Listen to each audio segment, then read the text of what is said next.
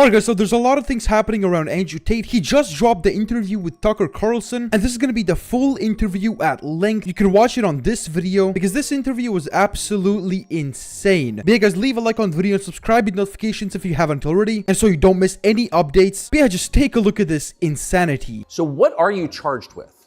That's a really good question. I'm charged with being the head of an organized criminal group, which is in charge of recruiting girls to make TikTok videos to steal the money from the TikTok views.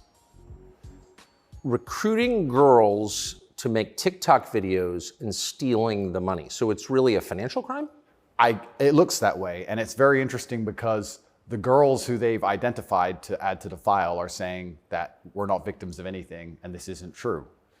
But the state believes it's true, and the state thinks that I, as a 35-year-old man, woke up.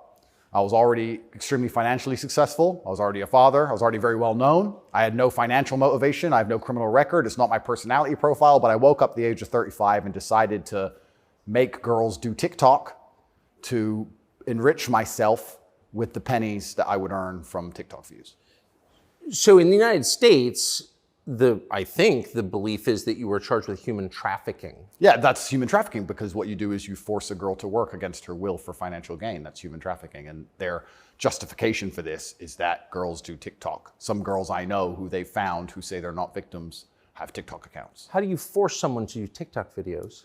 I guess the prosecutor is going to have to explain that, isn't he? It's a very interesting scenario I'm in, and I'm inside of Romania, so I have to show a degree of respect to the Romanian judicial system. And I have to show a degree of respect to the situation I'm in. But the overall charge is that there's an organized criminal group. There's a group of us. I'm the head of it. My brother is below me.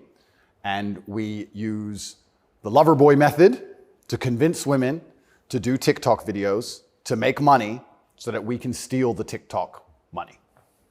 So there's no, just to be clear, you are not accused of pandering, of pimping, of forcing women to have sex with anybody. No, not forcing them to have sex, not restraining their movement, not stopping them from living a full life, but the fact that we are somehow convincing them to have TikTok. Very interesting. I don't think... But there's no actual...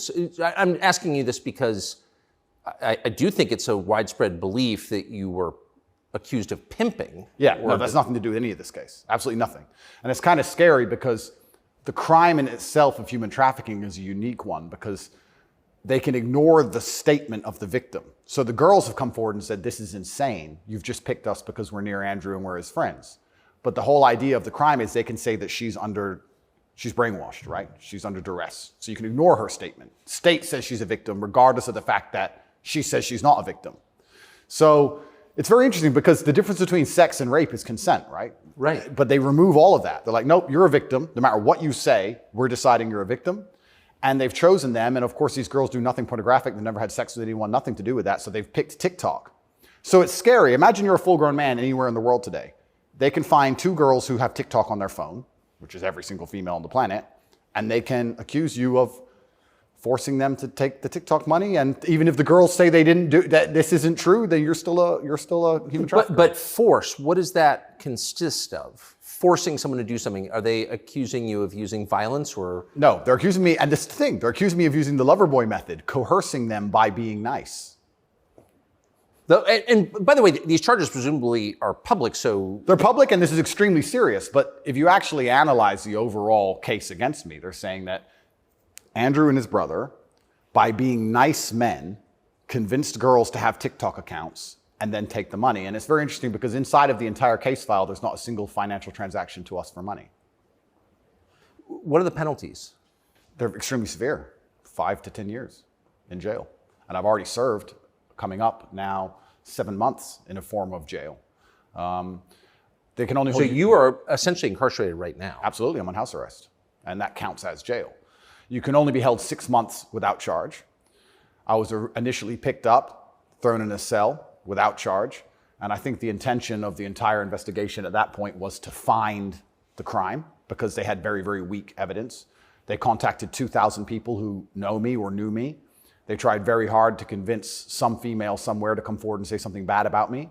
The media machine, which works hands in hands with the justice machine, as you know very well, did exactly that. In fact, they offered bribes effectively. They'd call up ex-girlfriends and say, if you have anything bad to say about Andrew, we can pay you $50,000 for the story. and they tried very hard. They didn't find any evidence of anything. They then released me on house arrest, and then 2 days before the legal limit in which they had to drop everything, they charged me with whatever they had from the beginning, which is very little. And now we have to wait for the Romanian judicial system to analyze the file and, God willing, throw it away. How long did you spend in jail? I was in jail for 92 days in a Romanian jail cell. What was that like? It was certainly an interesting experience. I won't lie and say it was easy. It was certainly very difficult. The uncertainty of it.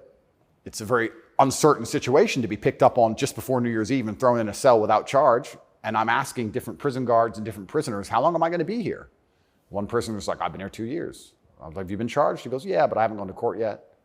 Like, everyone's been there for years. I thought I was going to be there for years. And it certainly takes a mental toll on you.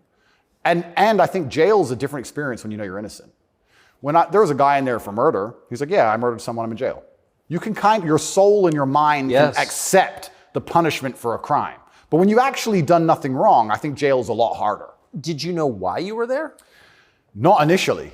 So for about the first 2 weeks, I never actually got told in English what I was accused of because I was arrested on December 29th. There's New Year's. What were the circumstances of that? Yeah, December 29th, 5 a.m., the armed guards ran in this house. They spent all day searching the entire house. They're very interested in electronics, as most federal agencies are.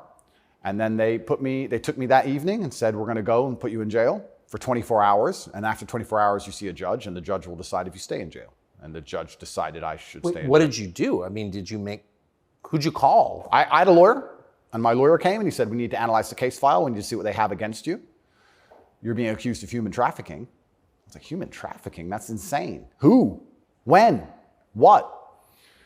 I went to jail, and then I was given all this paper in Romanian. I don't speak Romanian, although I live here. And then I was waiting for the translation. So I think it's about 2 weeks before I finally got the papers in English to understand why I was in a jail cell. And then I really understood how insane the accusations were. What is human trafficking? Yeah, so the overall, my understanding of it, they're saying that human trafficking is when you convince a woman to do something she doesn't want to do for financial gain. And there's different methods you can do that. You can do that through force, and you can also do that through emotional coercion. I think most people, just speaking from the American perspective, most people believe that human trafficking is effectively slavery, selling human beings. That's what I believe as well. Absolutely. And this is the thing that's so interesting. When you finally end up the enemy of the matrix, and they use the legal system as a weapon to punish you for having an opinion, you realize how subjective the law is, right? Because it can be a weapon. When you have something subjective, you can just pick and choose. So if they sit and say, human trafficking is a woman doing something for financial gain against her will via emotional coercion. Well, he knows these two girls, they have TikTok accounts. Emotional coercion? Convincing her. That's what I'm accused of, because they have no proof of me doing anything wrong. So they said, he's convinced these girls to do TikTok for money. The girls have said this is not true, and the state is denying their statement, saying, no, you're brainwashed, it is true. And I went to jail. So how is the state, so the state is trying to coerce the women, so how is the state not committing human trafficking by the same definition? Well, absolutely, it's very interesting. It's very interesting that you can sit someone down and tell them they're a victim when they say they're not a victim.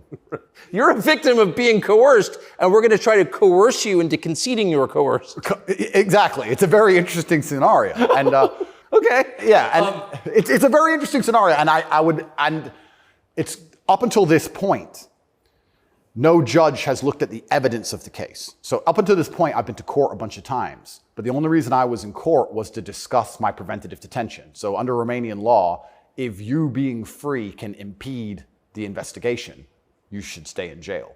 So the judge agreed that, yeah, maybe if he's free, he can damage this investigation because they're trying very hard to get something on this guy. So I've done a bunch of jail time.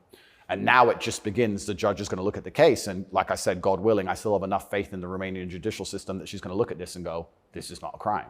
Or you're aware of the media coverage of this, however. So you're in jail for 90 days or more, and the rest of the world is talking about you. Do you know what they're saying?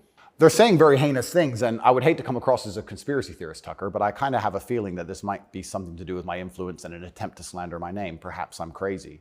But the fact that they chose such a heinous crime, and they reported it so heavily, and they won't shut up and keep repeating basically a slander attack day after day after day. Also considering the fact that other people who genuinely commit heinous crimes have far more favorable press coverage.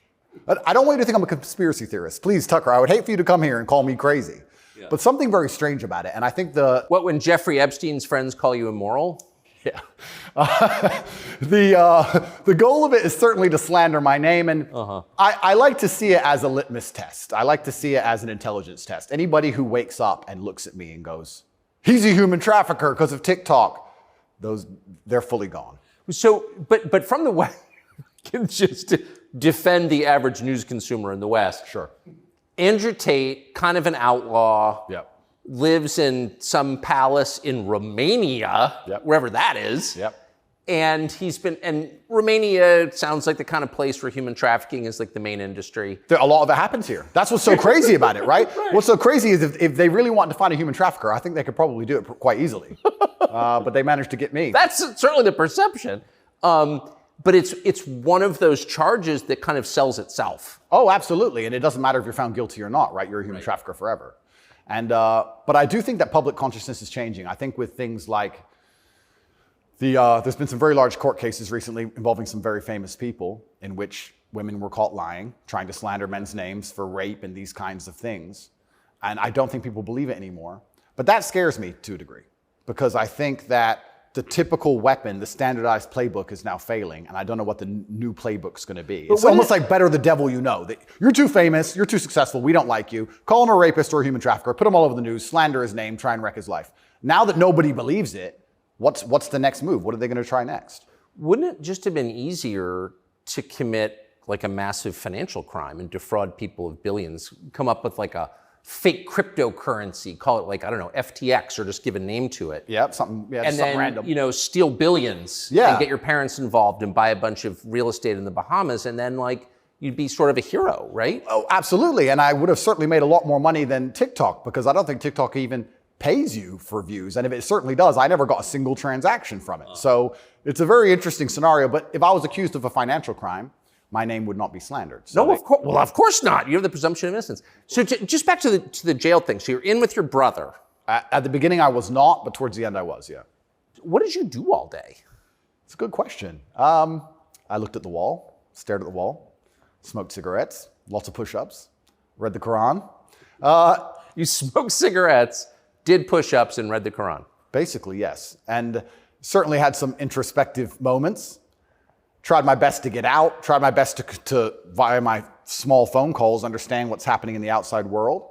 Tried to make sure that the people I love and care about are taken care of, because I'm the man of my family, and I'm also the man of quite a large, I wouldn't say empire, but life. And there's a whole lot of people who rely on me. You know, you have staff and families, you have children and families. I know the feeling, yeah. So when you're plucked from that, it's kind of strange. You're in jail, and you're concerned for yourself, but your primary concerns are also all your duties as a man. I have duties as a man. I don't want children to starve. You've got a whole tribe. I've got people to pay. So it was very, very frustrating, constantly trying to make sure everybody else was okay and feeling helpless. That's what hurt me the most.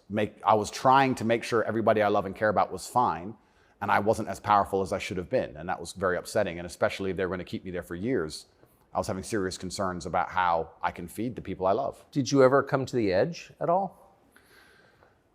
No, I certainly had some days I was less happy than others, but I made sure that my mindset was built in a way that I could always be doing something constructive. And also, I think you get what you give in life. And if I ever felt particularly sad on a day, I would try very hard to make other people happy, because if I made other people smile, I'd feel better.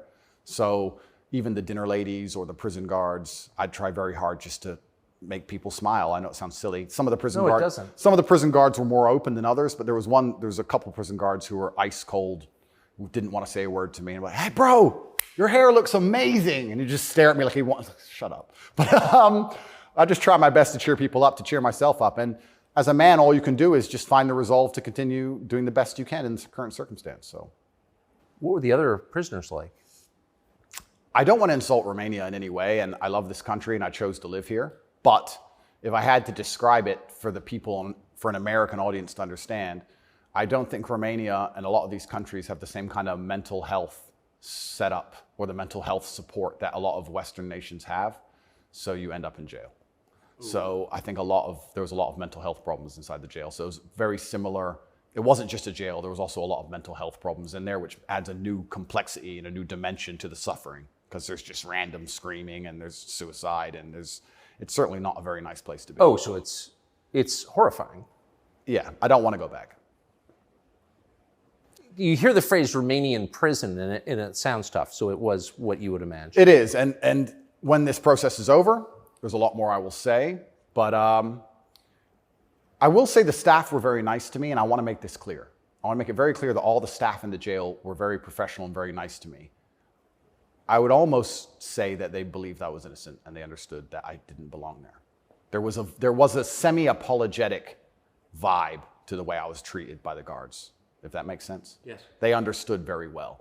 I don't think anybody, like I said, with a functioning brain believes that me at the age of 35 decided to steal TikTok money and ruin my entire life without financial motivation to girls who say they're not victims of anything. I don't think anybody with a brain. Well, the fact that you're not accused of a sex crime or of violence, which I think most people don't really understand. Yep. And they can look it up. Yep. I mean, but you're not actually accused of Correct. rape, Correct. selling anyone, Correct.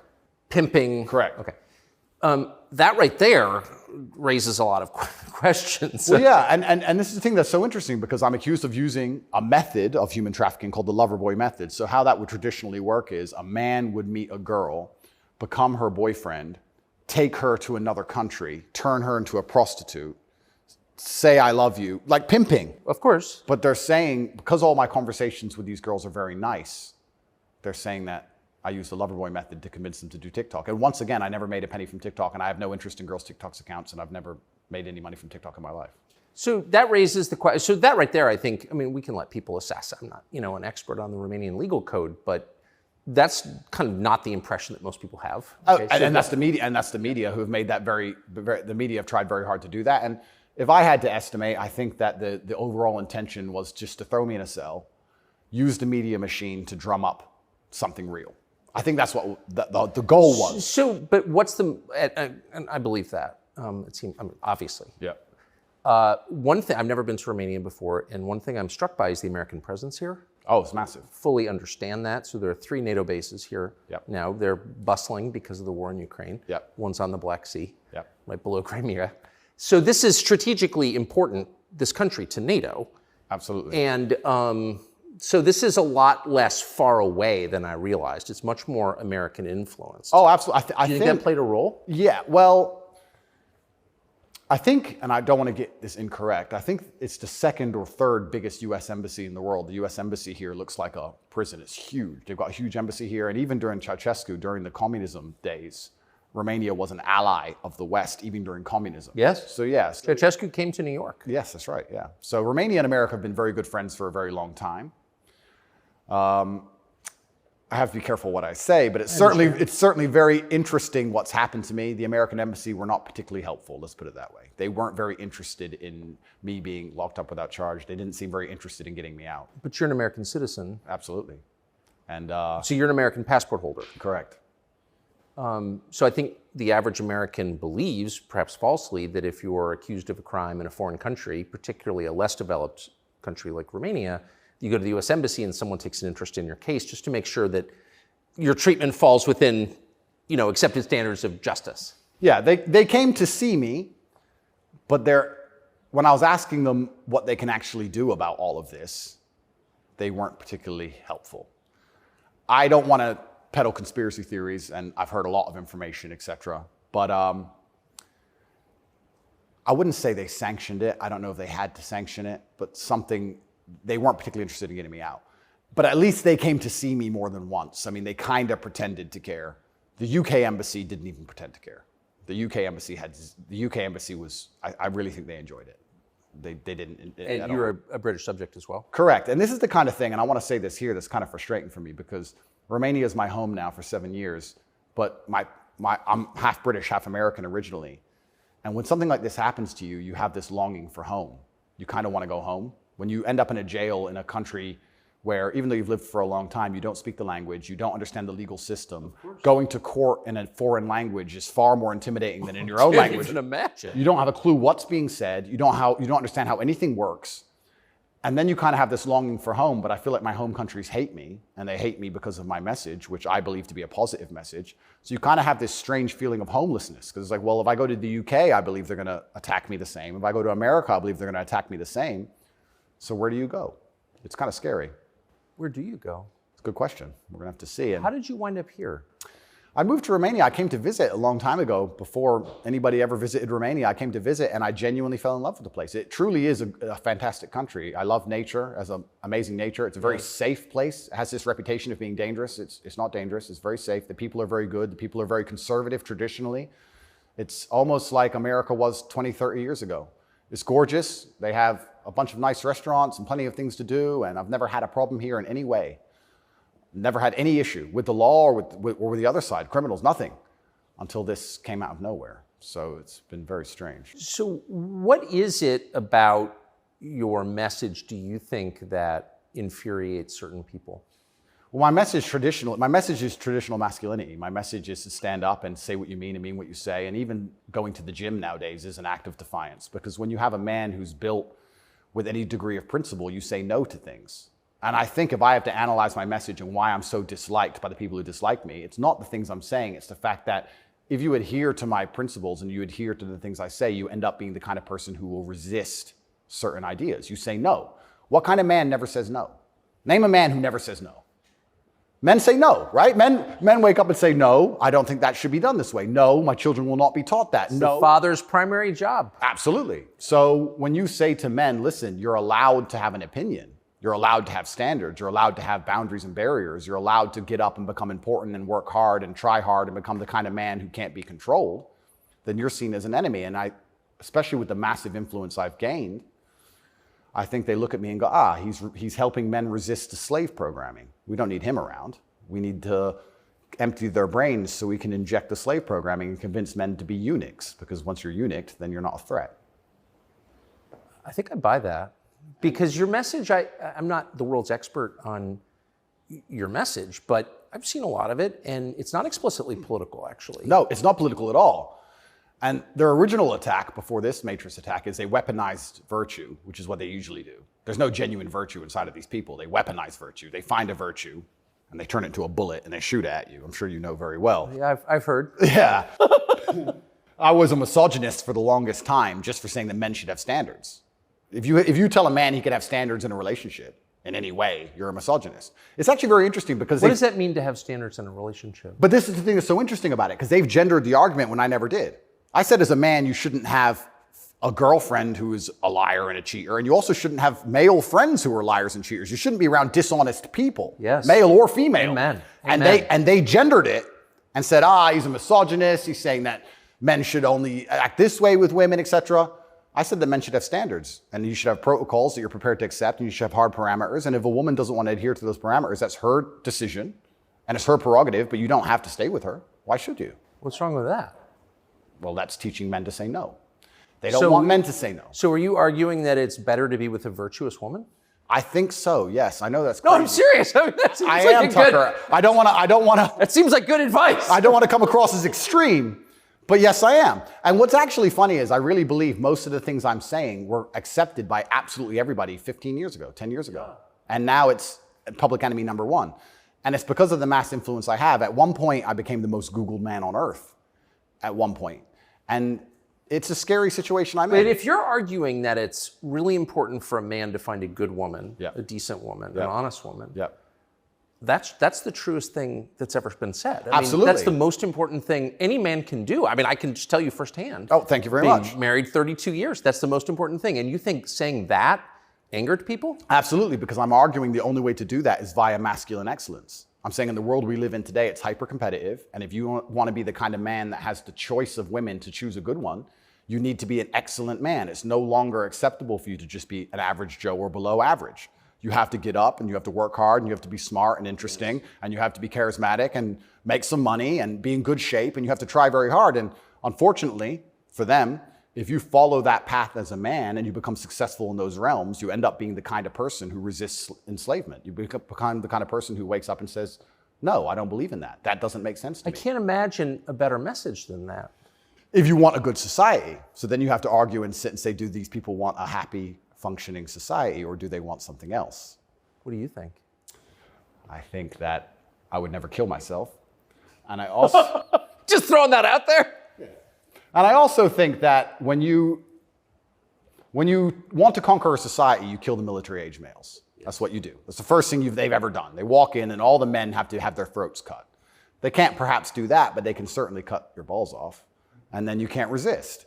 And I think there's certainly a movement to ensure that there's very little resistance left inside of the number one demographic which is required to resist oppression, which are military-age males. And they don't want those kind of people waking up with any kind of self-respect or standards, or to say, no, I don't accept this. I do not need a 9th injection.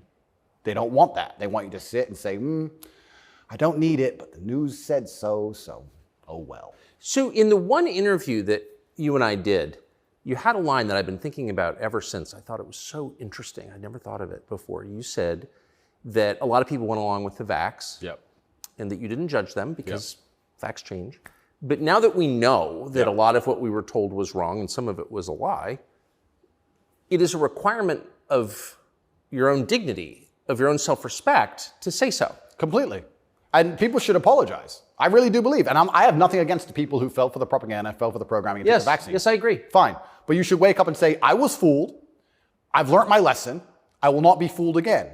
But if you were fooled by the MSM and took the injection and you continue to be fooled and you've not self-reflected and you've not realized that they lied to you the entire way and you now believe the new bunch of lies that are all over the television, then there's something wrong with you. Or you don't care that you were lied to. You don't care that you were lied to, because I think a lot of this is actually genuinely cowardice. I think it's a very easy worldview. The life is easier if you accept the news tells the truth. Yes. Everything they want me to believe is true. Everything's nice and simple. Good guys, bad guys, doop-de-doop-de-doo. And if you want to actually wake up, it takes a degree of bravery, because then you have to destroy your entire worldview, everything you've ever understood and everything you're told, and you have to really look at the world and go, oh, this is a mess. And that takes bravery. And once again, that's why they don't want men to be brave. They want you to sit there and go, oh, it's easier if just, CNN said, so it must be true. And it's cowardice. And they're trying to instill cowardice in all of us. That's what they're trying very hard to do. And I think even just me as a person, the people who hate me, my detractors who dislike me so much, even if I say nothing, I just turn up, big, bald, strong, fast car. It's just me. I'm like the enemy to them, because I symbolize men who don't comply. And not don't comply in a negative law-breaking way, but don't comply if we don't agree with that or we don't see common sense in that, we're going to politely decline. And that's simply not allowed. What's it like to have the prospect of prison hanging over you? I think that I like to believe that this is a test from God. I like to believe that if you become the most Googled man in the world for saying that you have mental resilience, that God is going to make sure you don't have that degree of fame without testing you. I like to believe that God comes along and says, yes, I've allowed you to become the top G. We're going to see if you really are the top G. I believe that's how the world works. It's certainly intimidating, especially knowing you're completely innocent. But I believe it's a test, and I believe it's my job to pass the test for my ancestors and for people watching over me and for God. And I think I have to do the absolute best I can possibly do in the scenario and the circumstance, regardless of whether I win or lose. I still believe I'm going to win because I've seen the case file and I've seen that no laws have been broken. But even in the very unfortunate circumstance that this matrix attack goes deep enough to throw me into a jail cell, I think I should handle it like a man. I think I should stay and finish the process, and I should walk with my head held high and suffer as much as I need to suffer to stick by my convictions and know that I'm an innocent person. And I refuse to break. I refuse to cry. I refuse to be depressed about it. I'm going to wake up and I'm going to smile regardless. And regardless of what happens to me, I want everyone to know that, one, I would never kill myself. And two, I think that as a man, there's always going to be a degree of pain and suffering in your journey. I don't think you're ever going to become a successful man or be good at being a man without pain and suffering. And there's many times in my life where something terrible happened to me, and at the time, if I could change it, I would have. But retrospectively, you kind of look back and go, you know what, that was formulative for me. That's right. That is what God decided I needed to become who I became. So all of the pain and all the suffering I've ever gone through in my life ended up, in the end, building me into the person I am, and I'm proud of who I am. So if God decides I need to go back to a Romanian dungeon for however many days, then all I can do is accept it and accept his plan and accept that it's going to make me a better person and so deal with you it. see the hand of God in your life? Absolutely. I think that he is the best of planners. And like I said, if you retrospectively analyze all the times in life you wish you could have changed things, yes, he knew better. and I'm going to have to accept that. When did you conclude that? I guess I always kind of knew. I was atheistic for a while when I was younger, but as you get older, you start to look at the world and understand that the thing for me was actually, I guess, a scientific principle. It was Newton's law of equal and opposite force. If there is evil in the world, and I'd like to think we both agree there certainly is, yes, there has to be an equal and opposite force, which is good. And I would like to think that that is God.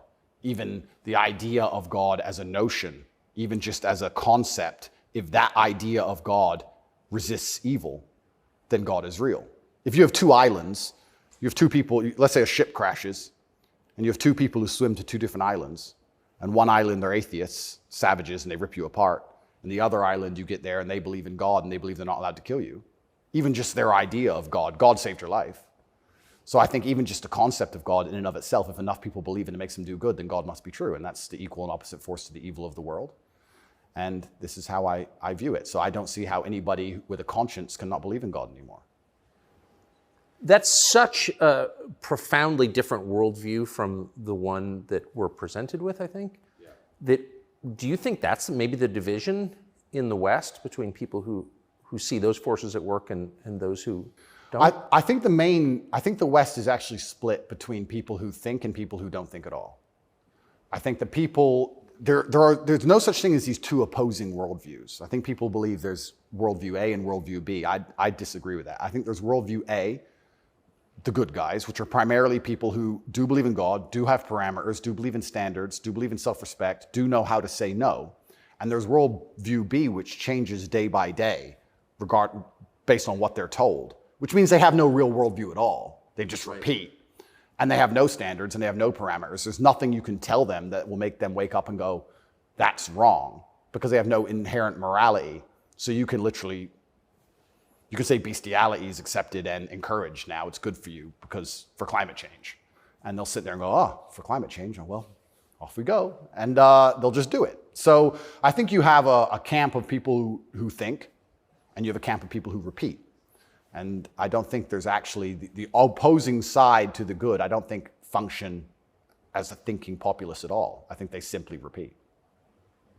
It feels like the conflict between those two groups is getting more intense. It's certainly getting more intense. And it was interesting for me because, and I want to be an optimist, but I lost so much faith in humanity during COVID. If you would have told me how COVID would have gone down before COVID, I'd say no way. We're not that bad. I thought the people aren't that dumb. But when I experienced COVID, it's actually scary. You see how the Nazis managed to do what they did. You see how they managed to put people in concentration camps. You see it. And I had a very unique view of COVID because in the first days of COVID, when people were falling over in China and the Italian hospitals were overrun, at the height of the panic, when most people believed, because it was the very beginning, early stages, my brother and I had a very logical conversation and said, we're two military-aged men in very good physical condition. If we die of this, the world's over. If it can kill us, it's zombie apocalypse. So why are we going to live in fear? So we found the only two countries that were open, which were Sweden and Belarus. We had just been to Belarus. This is before the Ukraine war. We'd just been there. We decided to try Sweden. So for the first 3 months of COVID, during the height of lockdowns, when Florida was closed, when it was absolute... I remember. Yeah, when it was the craziest lockdowns globally, me and Tristan are in Sweden in absolute freedom. They had no restrictions, no masks, no vaccine passports, no social distancing, nightclubs are full, restaurants are open, perfectly complete normal society. Nobody talks about this anymore. Nobody talks about, wait, Sweden never did a thing. Everything functioned perfectly fine the entire time. And they don't have it. Where's their where's their their winter of severe illness and death? Yes. They never had one. It's a cold country. Never had one. So we were living in Sweden, living completely normal lives, seeing the internet and seeing this insanity. And we're like, well, surely if we just put up a few videos of us partying in Sweden in nightclubs, this will wake people up. People ignored their own eyes. That's the scariest thing about everything, is that they can get to a level where, with the media machine, where people will genuinely ignore their own eyes. I don't understand how you can get people so brainwashed that they will see that the sky is blue, and then they'll watch that the sky is green, and then they'll look at it again and go, the sky's green. It's crazy to me, but COVID proves they can do that. And that's why the war is getting so intense because the principled people are saying, how can you still believe in the things that you're saying? Here is all the logical, empirical evidence that that is a lie. But these people are ideologically brainwashed and they don't want to take enough. They don't have the bravery it takes to wake up and accept that they're being lied to. So they'd rather just, to the end of time, repeat what they're told. And it becomes more and more intense as it becomes more and more ridiculous. That's so scary. As it becomes more and more ridiculous, the more intense both sides get. Yes. Right? So what the future holds, I'm not entirely sure. But I like to believe, even my current charges, I found solace when I was in jail, that the thinking people are looking at this going, something about this doesn't seem right. Well, I mean, it is a little bracing. I mean, when I discovered, I mean, I was sympathetic to you already. Yeah. But, you know, a man's accused of human trafficking. It's worth finding out what he's accused of. Sure. And when I discovered that there was no like actual human trafficking charge, yeah. You know, that's not actually human trafficking. I don't care what you call it. Yep. You weren't buying it, even accused of buying and selling anyone. Then the next conclusion you inevitably reach is they don't like the guy. They don't like his views. It's fine. They're going to send him to jail for that. Yep. That does seem like an escalation. Absolutely. But if they don't like your views and you're inspiring millions of people to resist slave programming, you become a threat. Like they discuss me. But you can't send a guy to jail because you disagree with him. You shouldn't. But even before I went to jail, the members of parliament in the UK were talking about me and what a dangerous role model I am for young boys. So they launched this initiative inside of British schools to ban me. My name can't be said inside of any British school. And members of parliament were standing up in parliament saying, Andrew Tate is dangerous. He's encouraging young boys to have misogynistic views, because I'm literally telling young men to go to the gym and to stand up for themselves and believe in themselves and believe in something. And by extension, you look at some of the sexual education books these children are being given, which I believe at age 9, I don't think a child needs to learn about anal sex or any of these things. Probably not. Yeah, probably not. So they're pushing that to the children, but I'm banned. Well, they're also pushing weed and video games on boys. Oh, completely. And you can listen to rap music about killing people all day long. And there's a whole, and Lil Nas, he can have sex with the devil in his music videos. That's fine.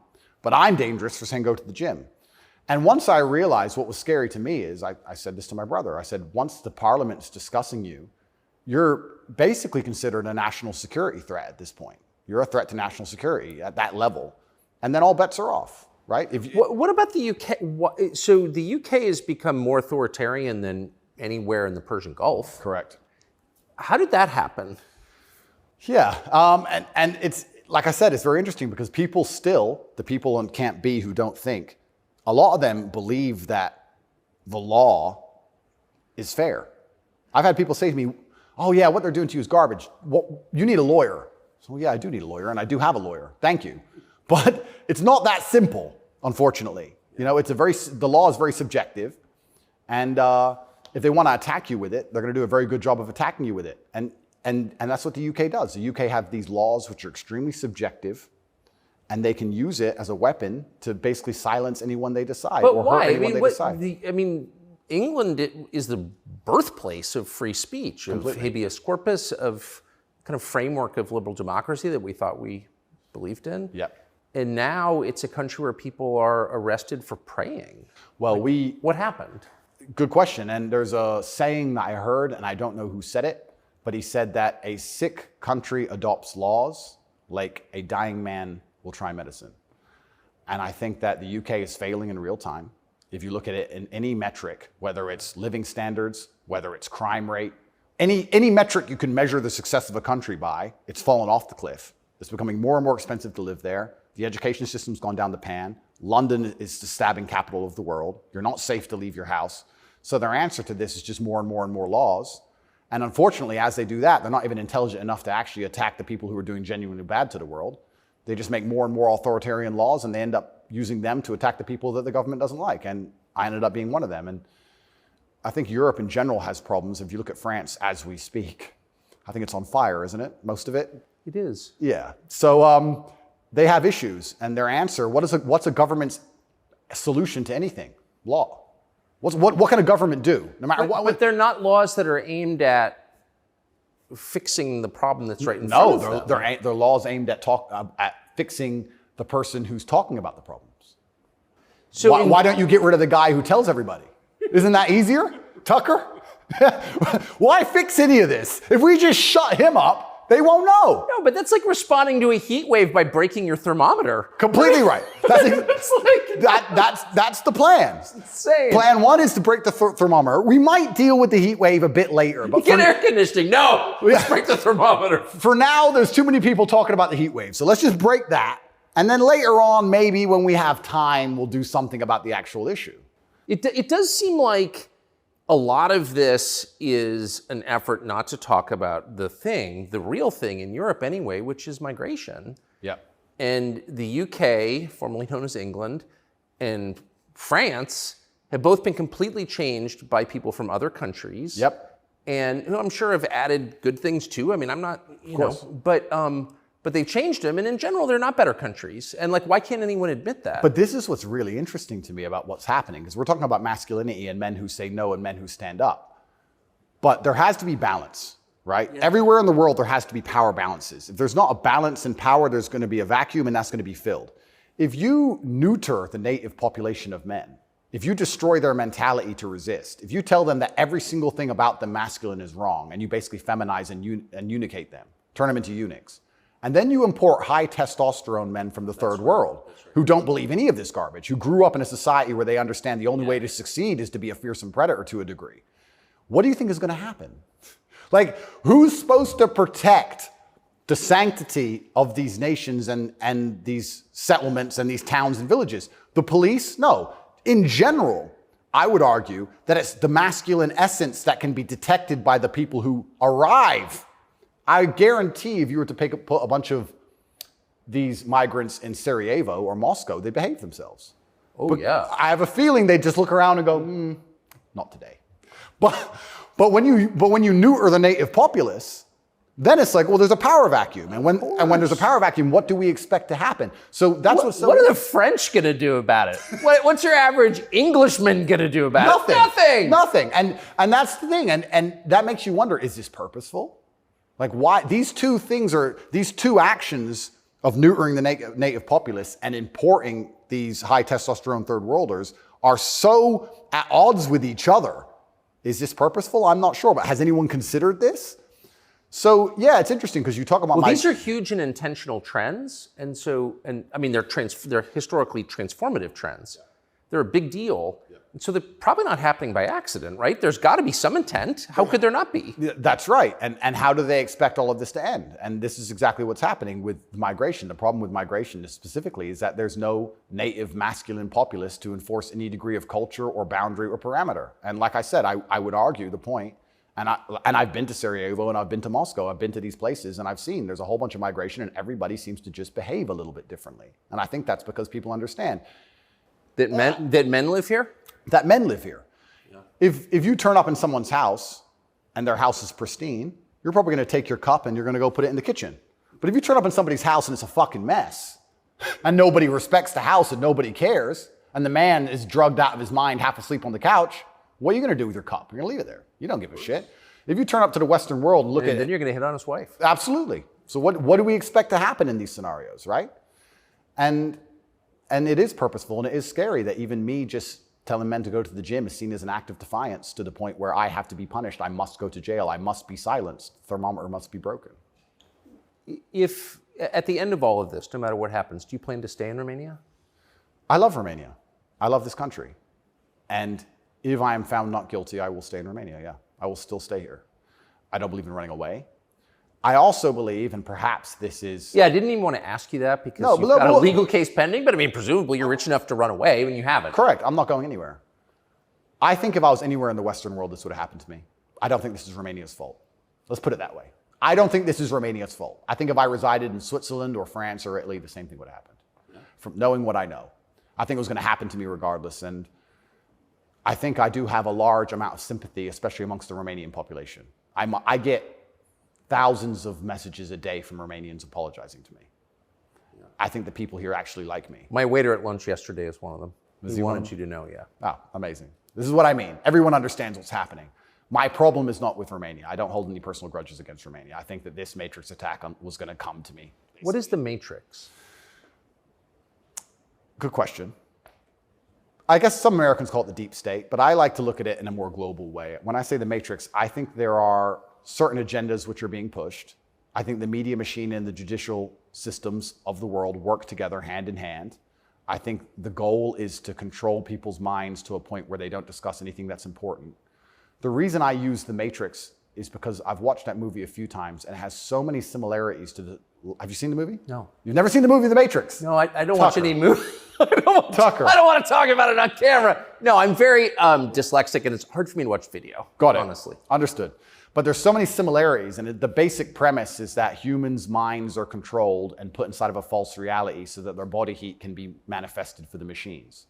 And I don't think it's much different to reality. Our minds are controlled. We're put in a false version of reality. We're told things that aren't true. We're arguing over things that don't matter. We're observing a false version of events. And the goal of it is just to distract us long enough for our bodies to be used for the machines, to soulless. And I think it's pretty similar, striking similarities. And even then, there's a bunch of other similarities which are difficult for me to explain. You haven't watched the movie, but there are agents inside of the Matrix, and the idea of the agent, the purpose of the agent is to make sure that nobody understands how the Matrix really works and to wake anybody's mind up. They want to keep you asleep. And any person can become an agent at any time. If they're not unplugged, if their mind is not free, they can become an agent, and their job is to keep you asleep. And you see agents all the time. COVID awoken me to agents. When I would sit and talk to somebody and they seemed perfectly rational and normal until I mentioned COVID, and then they'd fully change. No, it's dangerous. No, what do you mean? What do you mean? Are you crazy? My grandma got sick. And they became an agent instantly and started repeating the news to me. And I was like, your grandma got sick. How old is she? 97? Interesting. Oh, I better lock myself in my house then. Dumbass. So agents exist and the Matrix exists, and I think most people's version of the world is a false one. The idea and the world that most people have in their mind and how society functions and how all these things function, I genuinely believe is completely false. I think they've all been lied to. I don't think anybody understands how any of the world works. And I try and use some very simple, very simple analogies to wake people up. I said to one of my friends once, I said, if me and you could play video games for $10,000 and you could cheat, would you cheat? He goes, well, no. I was like, if I was whooping your ass and it was 10 grand a game and you could cheat, would you cheat? He goes, yeah. I was like, all right, so you accept that people cheat to win in a video game for a menial amount of money. You think they're not going to cheat for something that matters? Yeah. I think they're not going to cheat for something important? You understand what I'm saying? Oh, yeah. Yeah. So how about to get the most important job in the world, President of the United States? I would never kill myself. I mean, people kill each other over insurance fraud. You don't think, right? Yeah. Yeah. So when you actually understand how the world really works, what was really interesting? I remember there was this big military coup in, was it Myanmar or Burma? One of these, there was a big military coup like a year ago or something. And nobody really cared. They mentioned it on the news a little bit. And I looked at it and I looked into it. And they were talking about how the two political parties were almost 50-50. And then in the 90s, something changed. And now one political party just smokes the other one. And the military took over to restore democracy and all this stuff. It was very interesting, the voting machines they used. Really interesting, something to look into. A lot of countries like that. Philippines, also true. Why do you think support for the war in Ukraine, support for Ukraine's side in the war against Russia, support for a war against Russia in the West, is kind of the bottom line issue for the people who run the US government and for the American media? Why? I mean, I guess you could argue about it, but there isn't an argument about it in the United States. There's a position, and anyone who doesn't hold it is attacked and punished. Why? Why is that so important? Well, the first thing I think we should all do is I think we should all give Putin credit for curing COVID, right? Because when his invasion happened, COVID went away. So thought about that. Think about it. It's almost to the day. So we have to give him some credit at least for doing that. He may be the bad guy of the world, but at least he cured COVID for everybody, nearly instantly. Fair. Thank you, President Putin. I, up until this point, never really commented too heavily on politics. Yes. But I understand very well, I like to believe what's happening with Ukraine and Russia. And what I will say to the people who are watching this at home is that if you are naive enough to believe that there are good guys and bad guys, in wars, and it's as simple as good and bad, and that the bad guys are crazy and the good guys want freedom, then you need to do a little bit more investigation into what's really happening. And when you look at the vested interest of any country or any person... Can I just ask you to pause and just comment? That's the truest thing, what you just said. That is and anyone who doesn't understand that should shut the fuck up. And I mean it. Having seen war, anyone who's telling you that it's Churchill versus Hitler is an idiot. Well, I'll give you an example. When my father was still alive, Excuse me. Yeah, no, it's true. When my father was still alive, my father died 6 or 7 years ago. I was a lot younger. The war in Afghanistan was going on. He died 6 or 7 years ago. How old was he? 56. Oh gosh. Yeah, he died. But the war in Afghanistan was going on. And I remember asking my dad, saying, why do the Taliban even fight and resist the American war machine? They don't stand a chance. Like, why are these terrorists even fighting against the American war machine? And my dad said, they're fighting for their way of life.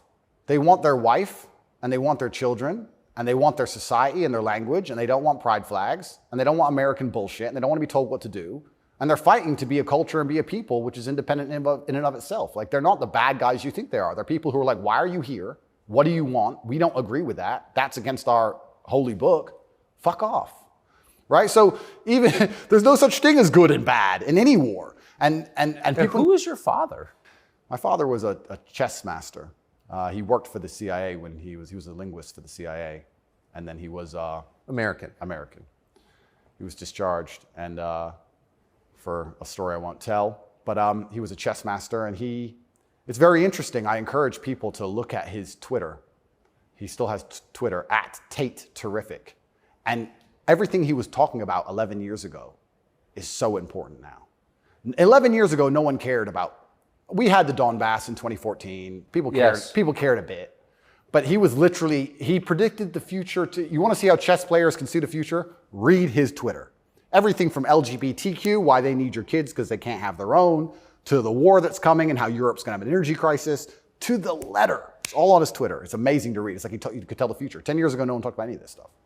Did he live in the U.S.? Yes. Yeah, he lived in America. Fascinating. Yeah, it's crazy. But he was telling me about a lot of this stuff even when I was a lot younger. And as we said, there's no good guys and bad guys. But when you have a vested interest in something, I think that people are relatively simple. You're talking about why the American government has such a vested interest in this war. Which is not good for America. Which is not good for America. So is it, well, we can say it's for money or we can say it's for power. What else would it be for? What, is it really for freedom and democracy? Well, I think that's already been destroyed by Zelensky, hasn't it? So yes. What is it for if it's not for money and power? And then you say, well, who's the money and the power going to? These are logical conversations. It's a very logical thought process. I agree. You know, wouldn't it be interesting to say, okay, I woke up, I'm an American. I would never kill myself. I woke up, I'm an American. Why does America care? Well, I guess it's for money or power. There's no other reason. Okay, well, America wants to be a rich, powerful country. That's fine. Is the money and power going to America, or is it going to a select few individuals? Are those select individuals interested in me and my life? Do they care about benefiting me? Do I need to support the power grab of these select few individuals? Is that going to be a smart move for me to make, for me to have the best possible human experience? Like, this is a very logical thought process. Yes. People don't seem to think anymore.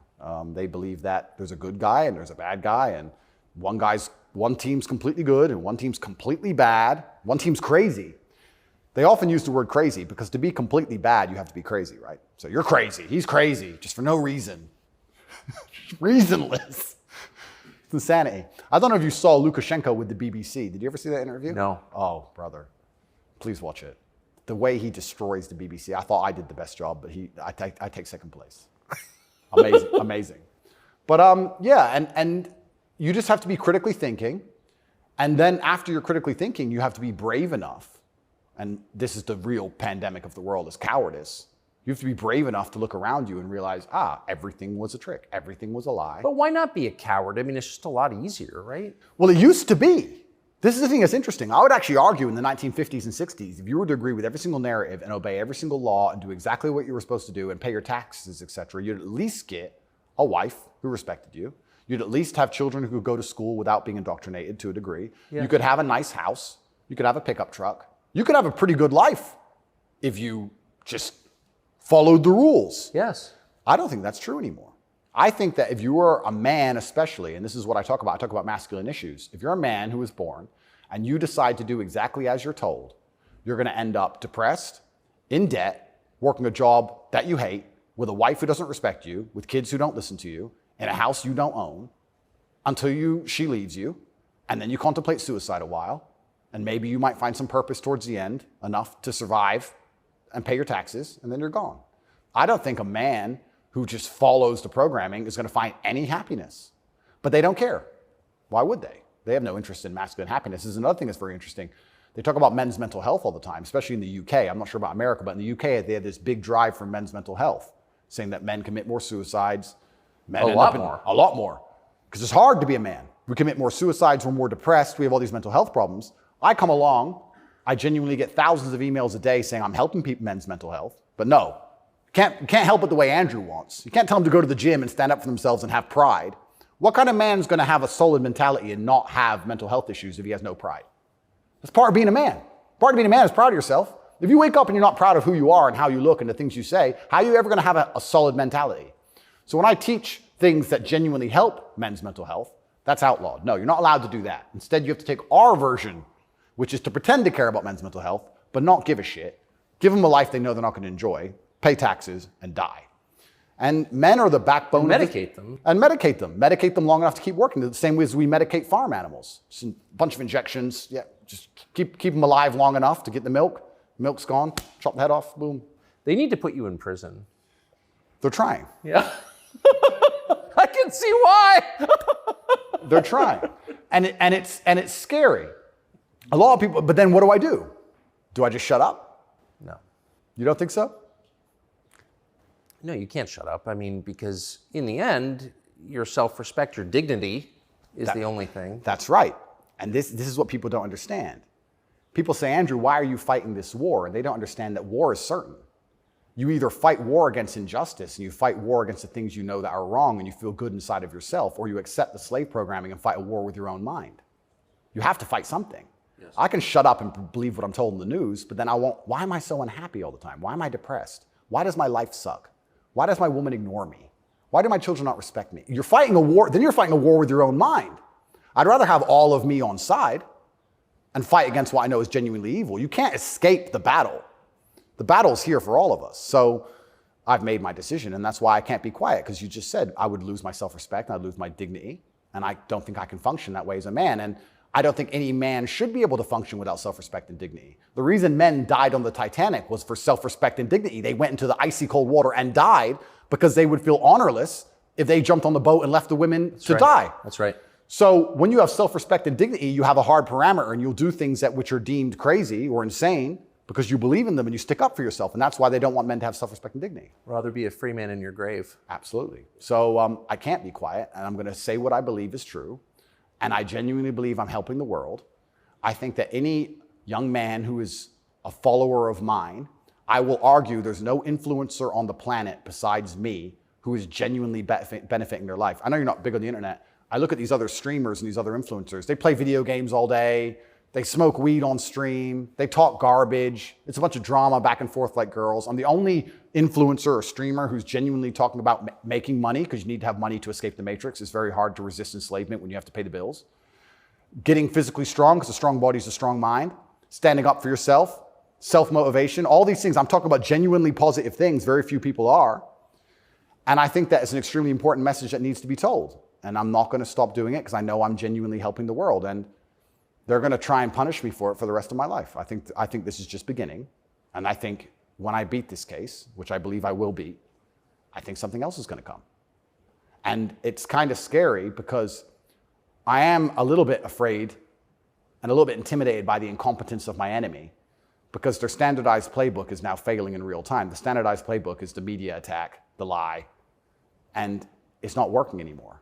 And it got me a little bit worried about what the next move is. You used to just be able to lie about a guy all over the news and you win, right? But now it's like, shut up. So now what? I don't know. And that's what's kind of scary in my scenario, because nobody's going to believe any of the crap they print about me. Nobody believes it. Nobody believes it. Whenever I do an interview with the Matrix media, nobody believes. They have to turn the comments off because everyone in the comments are just ripping them apart. Well, you do seem very sad on the verge of killing yourself, are you? Absolutely not, really not. I never would. And that's what You said that, I know. I have to keep saying it. I have to keep saying it because it's scary, right? But I believe you get 3 lives. I think they cancel you initially. And then when that fails, they try and put you in jail without a reason. And if that fails, there's only one option left after that. That's right. So I'm in a very scary scenario. But I guess the same as the men on the Titanic just couldn't get on the lifeboat. I just can't stop saying what I believe to be true. If a young man comes to me and says he's depressed, I'm going to tell him how to become a kind of man who's proud of himself. And if that makes him the kind of person that resists slave programming, I'm always going to be public enemy number 1. You've said depression isn't real, or it's not, as the way we describe depression isn't accurate. What do you think of depression? When I say depression isn't real, that really upset the world, especially the liberals, because they all live on medication, right?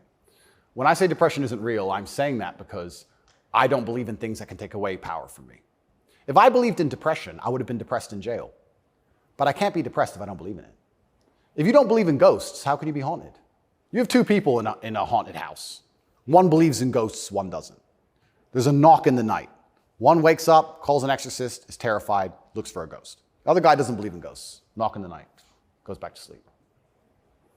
It's the belief in the ghost that gives it the power.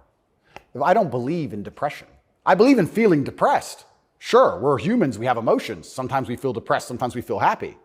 I don't believe in the idea of becoming a depressed person who has depression. I don't believe in that. I don't think that's possible for me. So if I don't believe in it, how can it happen? I don't believe in depression. So why would I not adopt the mindset that makes me the most capable predator I can possibly be? Why not adopt the mindset that makes me as competent and as fearsome as possible? If you have to install software in your own mind, why would I not install software that makes me capable of not only driving a Bugatti and flying on private jets, but sitting in a Romanian dungeon covered in cockroaches? I need to be able to do all of it. So why would I believe in something that made me incapable? I don't believe in depression because I think that even the belief in and of itself, when you feel depressed, you'll start to consider, maybe I have depression. Then you go see a psychiatrist who tells you you have depression. Then they want you on pills. It's the belief that goes down the spiral. If I feel sad, I go, I'm depressed today, I'll be fine tomorrow. So why, I suspect you're right, or what you're saying is pointing toward truth. That's my personal view. But even if I disagreed with you, I disagree with you. Why is that so offensive, what you just said? Well, that's what's interesting, because when I said depression wasn't real, the number of people who would attack me defending depression, this is what I didn't understand. Right. You say depression isn't real, but depression's ruined my life, and it's super real, and it ruined my life, and I lost my marriage. I'm like, if I told you it wasn't real, you should be coming to me saying, tell me how it's not real. Please help me with my depression. Why are you trying to convince me that it's real? Why are you sticking up for it? And why are you defending depression? And why would I adopt the thinking of someone who's sad? Why would you're going to convince me to take your worldview. You just told me your wife left you, you're fat, and you want to kill yourself. And you want me to sit here and go, with my perfect life, and go, you know what, I want to think like this guy. You're out your mind. I don't believe in it. And because I don't believe in it, it's made me the kind of person who can't become depressed. And the reason they don't like me attacking that is because depression is a fantastic way to subdue a population, right? If everybody's depressed, it's hard to have a revolution. You're depressed. Oh, they've locked us all in our houses. I don't want to go outside anyway. I'm sad, right? So depression's a fantastic tool of population control. They have no problem with you being depressed. They have a problem with you being the opposite, principled and energetic. No, you don't want principled, energetic people. That's a problem. Bunch of depressed people, easy. If you had to invade a country, would you rather the opposing army be principled and energetic or depressed? I'll tell you, I would not want to be invaded by a cheerful army. Absolutely. That's scary. They're having too much fun, right? You want them all to be depressed. So a morose army is easier to defeat. I agree. Absolutely. So depression is a defended idea. You're not allowed to even talk about it. You're not allowed to help people get out of it, right? They like the idea of a depressed population. And this is what I say to people. Now, I'm not stupid. I understand like PTSD is real. I understand mental health is real. I'm not saying that, but I say if you're an 18-year-old boy or 18-year-old man and your life is pretty much okay, bacteria didn't steal your eyesight, which could have happened. You never had a car crash and lost both of your legs, which could have happened. You're actually very fortunate. And you wake up and you say, I'm depressed. I think you're an idiot. I don't think you're depressed. I think you've been psyoped. I think you feel a little bit of depression and you can fix that by changing your life. I think if you became rich and strong and smart and successful and you worked hard and you dedicated yourself and you were motivated and you tried your very, very best to become excellent, you probably wouldn't feel depressed anymore, which means it's not a disease, is it? So why would you, the only reason you're even saying you have depression is because you believe in it. So you're arguing for cause and effect. You're saying if you live a certain way, you're going to feel a certain way. Absolutely. And I also would argue that I think we've evolutionarily, even though I do believe in God, I think that we've designed ourselves and the human has grown into a way where if you feel depressed or sad, I think that's a fantastic trigger or a warning signal to do something. If you were to say to me, Andrew, you have to complete this monumental task. You have to conquer the world. I would say, okay, but I need a emotional motivation to do that. I need to be unhappy having not completed the task. I need to be uncomfortable, right? If you're uncomfortable being out of shape, you'll get in shape. If you're happy being out of shape, then you're just going to stay out of shape, right? So if you feel a degree of uncomfortableness inside of your mind, I think it's just your mind telling you that something about your life needs to change. Yes. You need to get up and change something. Guys would say to me, I'm depressed because I'm fat and I have no girlfriend. And I'd say, no, you have no girlfriend and you're fat and that's why you're depressed. If you go change those two things, you'd probably be surprised that your disease goes away. I had another guy say he was going to kill himself. I said, listen, it's back when I used to reply to my emails when I was smaller. I said, make me a promise, get a six-pack first. Of beer? I said, get a six-pack first, get in fantastic shape, and then do whatever you want. Didn't want to kill himself once he was in fantastic shape. So he did it? Yeah. I have the before and after. I'll put him on Twitter. Kind of interesting that, isn't it? So how are we going to say we have this disease, which is cause and effect? How are we going to say we have this disease where there's something wrong with you as a man, you have a disease because your life sucks? I don't think that's true. I think that your life just sucks and you should change it. And another thing I also preach, and this is another thing that's very important, I also think as a man, because life as a man is pain and suffering, and when I say that, because you're never going to be a good man or good at being a man without pain and suffering. You're going to have to go through a bunch of shit and have a terrible life to become a good man. I think you should embrace that and accept it. And I think that the correct mental model for men to have is a degree of stoicism and not to be too concerned with even how they feel. If I woke up today happy, I would have done this interview with you. If I woke up today sad, I would have done this interview with you. What's the difference? Why put so much importance on my emotion if certain things must be done? I must work, I must train, I must see Tucker Carlson, I must resist the Matrix. You've got duties. I've got things to do. So why are we going to sit around and talk about how I feel if it doesn't even affect how I act?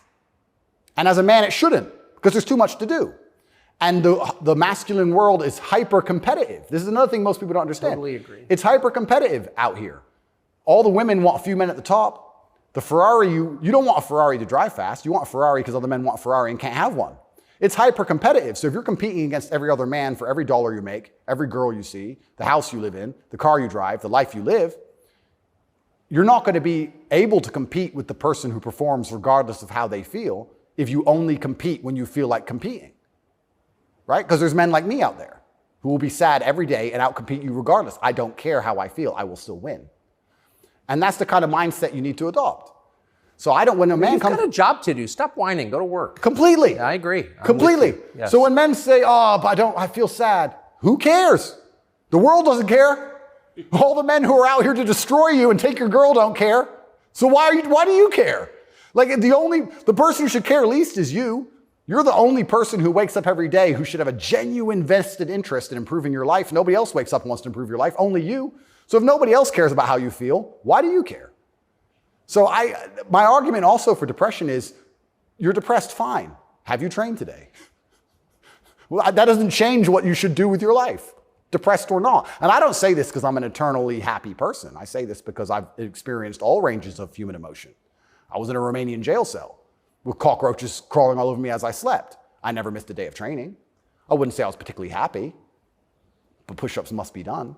So they got done. You're very close to your brother. Correct. And you were locked away for part of that with him. And did you have fun at all with him? Yes. I do think there's something inside of men, whereas if you're with your boys or you're with your group of men, there's something inside of us. Totally. And it allows you to make the absolute best of the worst situations. Maybe that's an evolution from war. All the men went to war and you saw all this pain and suffering and you saw heads, people decapitated and you're injured, but then you sit around the campfire and you're laughing. You're laughing. That's right. It's something inside of us that's like a coping mechanism when you're around men. So when me and him were together, no matter how bad the scenario or no matter what they tried to do to us, part of us would just look at each other like, cigarette? And you find joy in that. And yeah, there's definitely, and that's another thing I think a lot of men are lacking. A lot of men are missing is a masculine support network. I think Buddies. Yeah. You know, you talk to a guy and say, what was the highlight of your life? What was the best time of your life? And they'll say, college football. It's not about the football. It's about the team. Yeah. You know? And I think a lot of that's destroyed as well. Because also it's interesting how everything interconnects. When you destroy honor and principle and the masculine essence inside of men, well, now as a man, it's very hard to have friends. I wouldn't want to have a male friend who had no principles, no honors, and didn't work hard and was always crying about being sad. What do I want to hang around with him for? He's a loser, right? So then your support network's destroyed. And I think that men have always needed that since the dawn of time, and I think that's gone. But they don't have friends. Men, especially middle-aged men, have no friends. Absolutely, because they've been told that to give them all away and do as the wife says, and then she left him. No wonder he wants to kill himself, wouldn't you? No wonder he's depressed. It just sounds like the worst existence ever. And now we're living in a world now, especially, where everything is hyper-competitive, especially the sexual marketplace. Like if you're a 52-year-old, overweight, average income, no fame dude, and you have to find a girl, it's going to be pretty difficult to find a good one. It's going to be very hard. So we're like, of course he's lonely. Yeah. And his kids don't respect him. They're busy. Like, of course he's sad. Like, it's actually heartbreaking to discuss. It is heartbreaking. It's heartbreaking. But then how do you prevent that happening? Well, then you need to be a man of honor and principle and make sure that you keep your support networks and make sure that your woman does respect you. And a woman's going to respect you when she sees other men respect you. Yes. And they're only going to respect you if you respect yourself. But to respect yourself, you have to be the kind of person who says no. What do you think of porn? There's been some statistics, there's been some studies done. Most men or less men are having sex than ever before. I've seen that. Yeah, and what is that? Well, that's an extension of the fact that masculine virtue is being destroyed. That's the thing that's interesting about all these things. They psyop, especially men, they say, listen, women want a feminist man. Women want a man with no moral principle who would make sure that there's a conversation about who should fight the burglar when your house is broken into, because equal opportunities, equal rights, of course. Don't presume just because you're a man that you should defend her physically. Of course not. That makes you a bigot and a misogynist. So they convince men to adopt these virtues in ways. And of course, women, by and large, dislike them for it. So now as masculinity is plummeted, a whole bunch of men are simply not having sex anymore. And then they become addicted to porn, which is cucking, effectively. I mean, two people are having sex and you're just watching it. and it's become Good point. I mean, and it's become a pandemic, right? So men are replacing genuine sexual relationships with just the computer screen and porn. And it's becoming a very, very big problem. And that's also exasperated by the fact that I think the sexual marketplace has become globalized. This is the thing I say to young men. A lot of men come to me with problems, and my only answer to them is masculine excellence. I say that in the world we live in today, being a normal man or below normal is going to be terrible. You have to be an exceptional man because the sexual marketplace, especially, even if you just want to find a wife, is globalized. If you, in 1955, if you met the hot girl in the Nebraskan town, she was the hot girl in the Nebraskan town. If you meet her today, she's being offered to go to Courchevel and go skiing in France, and she's being offered to fly to Dubai. And there's millionaires who can just fly her anywhere and give her anything she wants. And who are you? Right? It's getting harder and harder as a man to even find the most basic human function of reproduction. Even to just find a woman you can reproduce with, it's becoming more and more difficult. You also couple that with the fact that they've destroyed morality in women also. So when you destroy the morality in men and you destroy how a man should act, and then you destroy how a woman should act, you're both going in the opposite direction. Most women out there are very happy to share a man who's just rich and famous, and they don't care. It's right. So if you're the normal guy, there's this rich famous guy with 30 girls. That's 29 dudes who are lonely, and they end up watching porn. And if you have a porn addiction or you have a problem with porn, you have a problem with yourself, because I guarantee if you were the kind of man you're supposed to be, you would have no time for that, and you wouldn't need it. I can confirm that's absolutely and utterly the case. Yeah. So the fact you even need porn shows there's a problem with you as a man, because if you were the kind of man you could be, and I genuinely believe that any man can become anything, then you'd have unlimited sexual options and you would have no interest in that. And And I do want to make this clear to the world because there's a bit of a misconception about my story. My father was in the military and then he left to become a professional chess player. He was a traveling chess player. You don't make money with that. My mother and father broke up at age 9. We moved to England purely because you get more help from the state. I was raised on welfare in Marsh Farm, which is the worst area of the worst town, Luton, with the highest crime rate. I went to a school with a 4% pass rate, single mother household effectively. Started from absolutely nothing, became a kickboxing world champion. Your mother was English? English, correct. So I started at the absolute lowest echelon of life and I would like to consider myself somewhere near the top now. I've been through absolutely every stage. So when I say to men, you can become anything you want, and my answer to you is masculine excellence, there's no other answer. I can't tell you how to rig the game and cheat the game. If we're all racing a race and I have a Ferrari and you have a Nissan, I mean, sure, you can get a bit better at driving, but you're probably going to lose. You have to get a better character to play this game of life. So that's why I preach masculine excellence, because for many of the world's problems today, porn, sexual access, being respected by your peers, making sure that your wife's going to stay with you after the children are born for a very long time, that's right, being happy, anything, it all comes down to who you are as a man. The only answer is masculine excellence. There's nothing you can do besides hard work, accept the trauma and pain and suffering, and work harder than everyone else around you worked. And that's why porn's a problem. So I will genuinely say to any man out there who finds himself loading up that website, go take a look in the mirror and realize why no one wants to fuck you. Fair. And I said this to guys before, if you were a girl with all the choices she has, would you choose you? Think about it. And if you're honest with yourself, a lot of these guys, if they look in the mirror and go, you know what? No, I wouldn't choose me. Work out why and do something about it. Absolute and utter self-accountability. This is something that's also missing. I take accountability for everything in my life. Even going to jail, although it was unfair, although it's a matrix attack, although it's garbage, it was my fault. I sat there and go, what did I do wrong? How can I learn from this? Where is my part to play in this? What did I do? Because my actions are what I have the most control over. I have self-accountability for everything.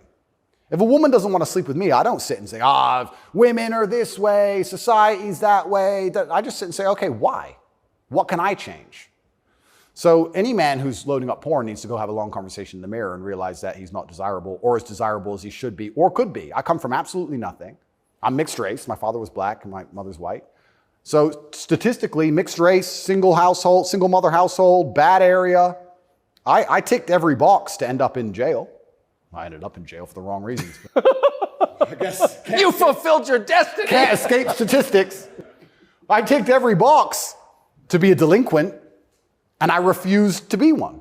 I absolutely and utterly refused to be a delinquent. I said, no, that's not who I want to be. I want to be a superhero. And I know the only way to be a superhero is to, 1, suffer, like Batman did, his parents died, and 2, work hard. What does your mother think? My mother's exceptionally proud of me. She still worries because mothers worry. But even when we were in jail, she said, well, I know you're both strong. So, like, she knows she has men. She knows she has, That's pretty great. Yeah, of course. And I think that's what, I believe especially also, I think a man has a duty to his last name. I think we carry the last name. We have a duty to our last name. I am a Tate. I am my father's son. The reason my father is discussed so heavily is because of my monumental success. I keep him alive via my success. I would love to think my son does the same thing. Yes. They will talk about my son in a way where they're so interested in his life path that I must be discussed by extension, and then I live forever. So I have a duty to Tate. I have a duty to my last name. I must perform. And this is what I said to my mother on the phone. I'm a Tate. It's fine. Oh, but the conditions are bad. Yeah. That's life. And even as a man today, you're waking up, you want to load up a porn website. You should have respect for your last name, and you should sit and say, is this who I am? Is this what I do?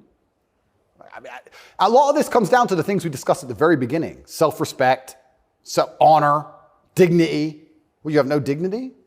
I have too much dignity for that shit. And a lot of these men have no dignity, no self-respect, and it's all an extension. It extends of why they're never going to be who they could be, and also what they do to cope with that. And yeah, porn is a coping mechanism. What do you think of women? I think women are some of the most powerful people on the planet, firstly. A lot of the conversations we're having, most people don't understand that women are the gatekeepers, and women are the ultimate judges.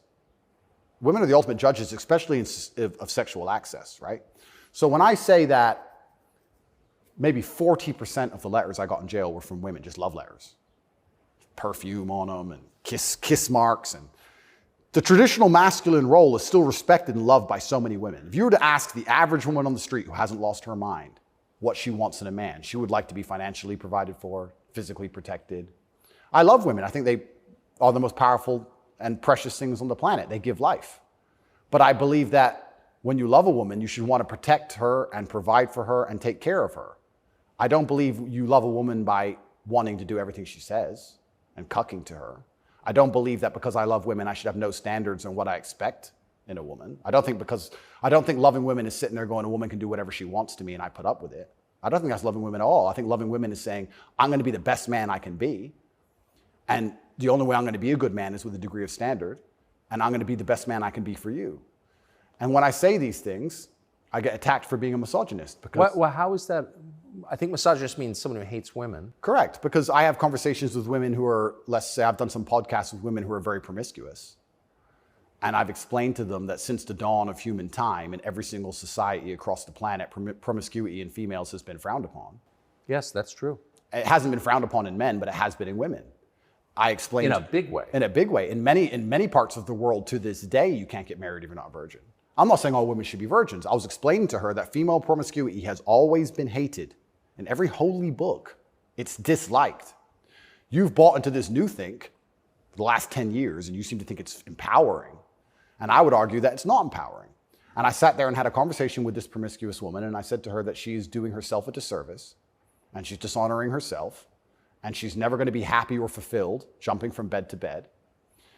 And I was told that this makes me misogynistic because women are empowered and they can make whatever choices they want, and I'm insecure to believe that a woman who slept with 300 men is somehow changed mentally and her ability to bond and love a man has been affected by that. But it is. That's true. Well, unfortunately, you're going to end up in a Romanian jail cell for being a misogynist. No, I mean, I love women. And so I've seen it, and that is true what you said. The thing that's interesting is that women intrinsically understand this. Yes. Because if you see a woman dislike another woman, what's the first name she calls her?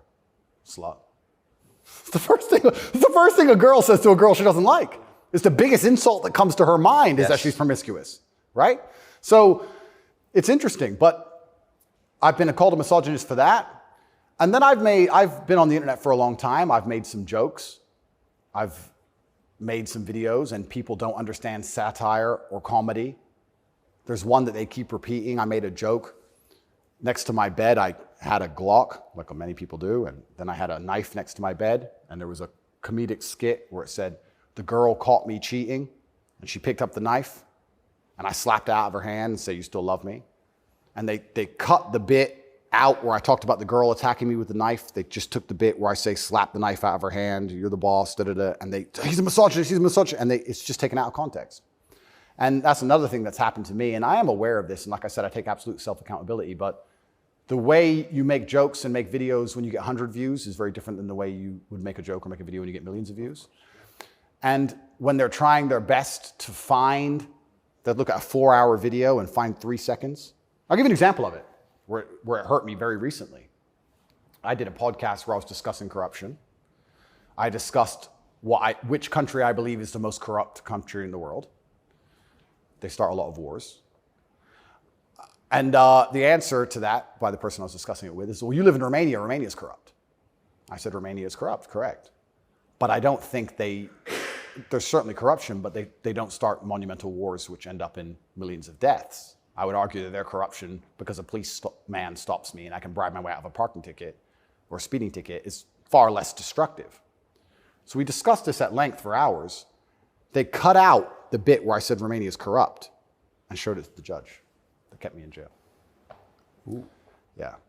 So, and that's my problem in a nutshell. Long format content, people will find a little bit, edit it up and try and attack me with it. And that's where this whole misogynistic things come from. It's either from me arguing with promiscuous women on podcasts designed for promiscuous women to argue their point, and I destroy them so flawlessly that I'm a bad person, or something taken out of context. And it's insane because, like I said, the amount of support I get from women is actually monumental. The amount of mothers who write to me and say that their son's doing better than ever. The amount of women who write to me and say that their boyfriend's doing better than ever. The amount of women who love me and just want to meet me. This idea that I'm hated by women is probably the biggest lie about this whole story. I don't want to brag, but I can assure the world that's absolutely not true. I had thousands of letters of support from women. In fact, there was one girl, never met her, she would play love songs from her car outside the jail. So she'd put the music on and play love songs. And I managed to tweet out via my cousin the songs I wanted to listen to. Whitesnake, Is This Love? And and she'd play them for me. Never met her. Don't know who she is. So you're in a Romanian prison cell requesting Whitesnake on the radio in the car outside. Correct. And some girl would pull up and put kind of a surreal moment. Put her speakers on full and play me my love songs for a good 3 or 4 minutes before the police would come and make her move. I got a song a day. But yeah, this idea that I'm universally hated by women is insanity. That's not true. So you said you're a mixed race. Your dad was black, your mom was white English. What do you make of the race conversation in the United States?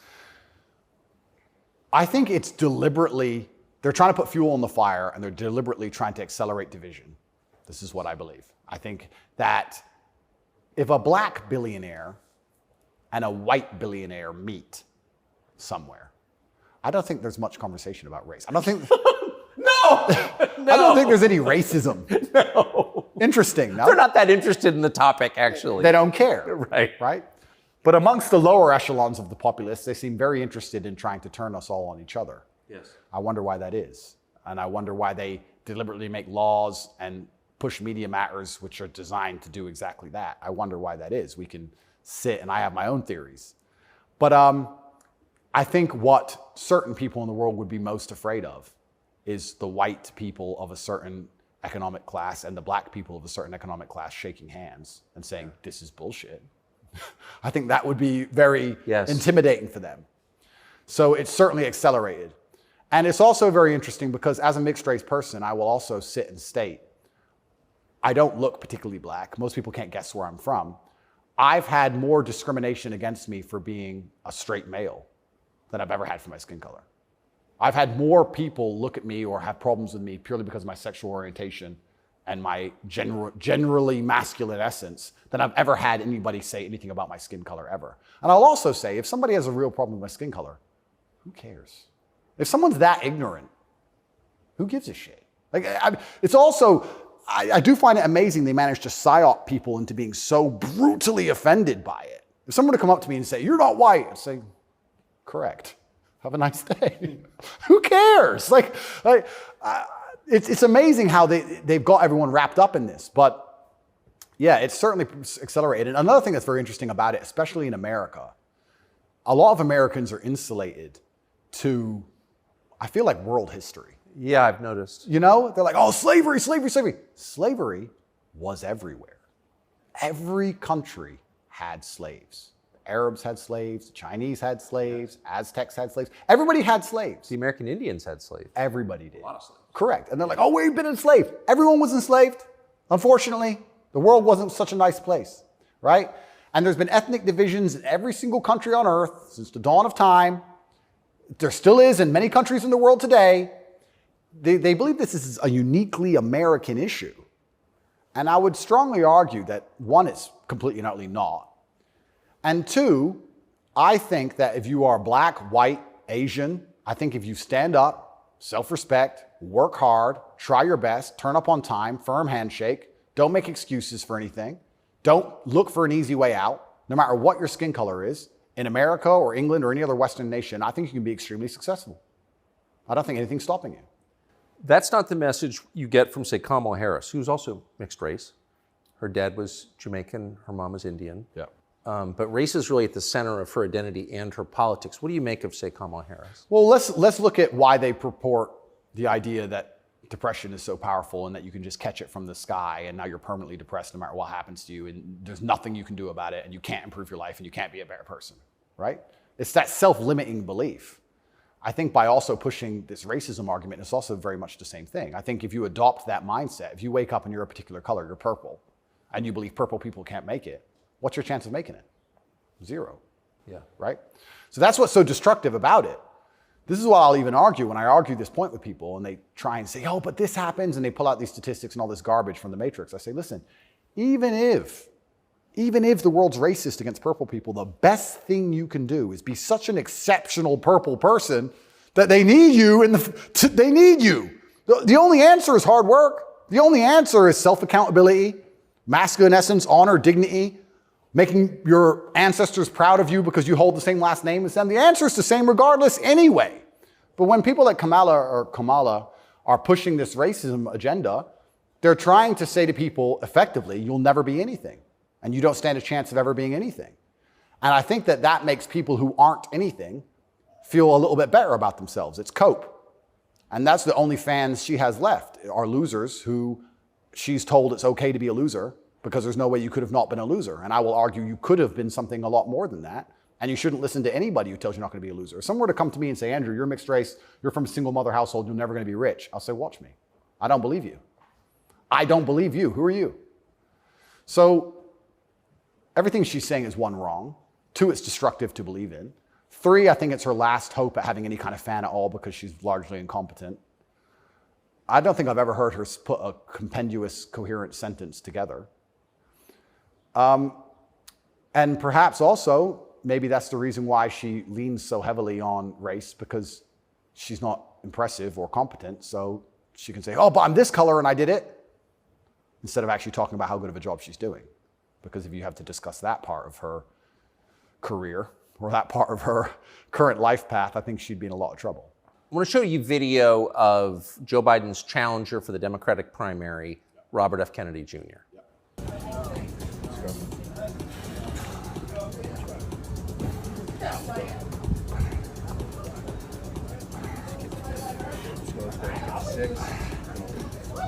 Run it. Let's go. Up.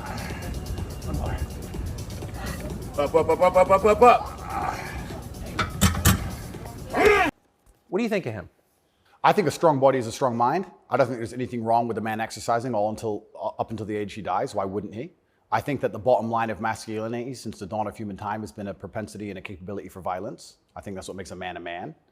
I don't see any possible negative connotation with being in good physical shape. I think that's a fantastic way to show discipline, which is very important in any man who's important, especially a world leader.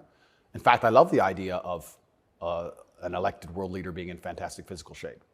I think it shows that they're a motivated, disciplined person, and I have a lot of respect for him for that. And I think that in the military, we make it mandatory, right, to be in fantastic physical condition. Yes. So why wouldn't we have it mandatory for people who are in charge of the entire world? I think it's fantastic. The President of the United States seems to be failing physically. As you look back at the country whose passport you hold, at the president, what's your reaction? Well, sometimes, and it's not very often, I consider myself ignorant, but I feel like there must be some magic I missed, because wasn't he the most voted for president in history? Oh yeah, billions of votes. Yeah, there must be some magic I just can't detect, Tucker. I don't want to. More than Barack Obama, 81 million votes. It's insane. And I mean, Barack, yeah, sure, he was very intelligent, articulate. Yep. He was concise and compendious with his ideas. He could make you understand how he thinks. Yes. But Joe must be better in some way. I can't seem to see how, and I guess the fault is with me. I don't know what to say about that one. It's one of those lies that's so ridiculous that you're just like, okay. He got more votes than Barack Obama. Shut up, he did. Shut up. Excuse me. I want to get your take. This is sort of small ball, but it I think tells you something about a larger trend in the United States. This is a state senator from the state of Wisconsin in a public hearing recently saying, in a discussion on a crime bill, fuck the suburbs. Here she is. Fuck the suburbs.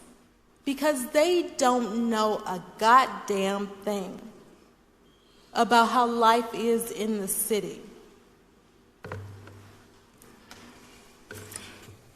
What is that? There's a hostility there. Where does that come from? That comes from being a perpetual victim. That comes from being told that everything that's happening to her is not her fault and she has no self-accountability. Even though she's managed to become a senator, somehow she's still oppressed. And that means that everyone else who looks like her is also completely and utterly oppressed.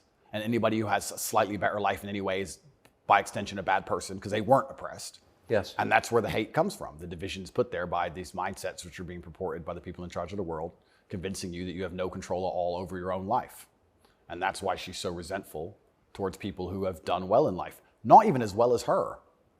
Right. I would also argue, perhaps I'm incorrect, that she probably lives in a suburb. Of course she does.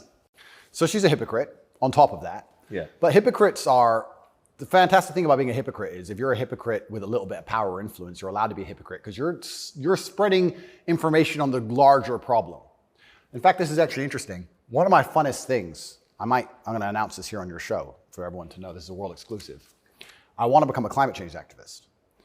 Because when I was younger, people would say, what do you want to be when you grow up? Do you want to be a fireman? Do you want to be Batman, et cetera? And I wasn't sure what would really make me happy. But now I'm ultra wealthy and I fly around on private jets all the time.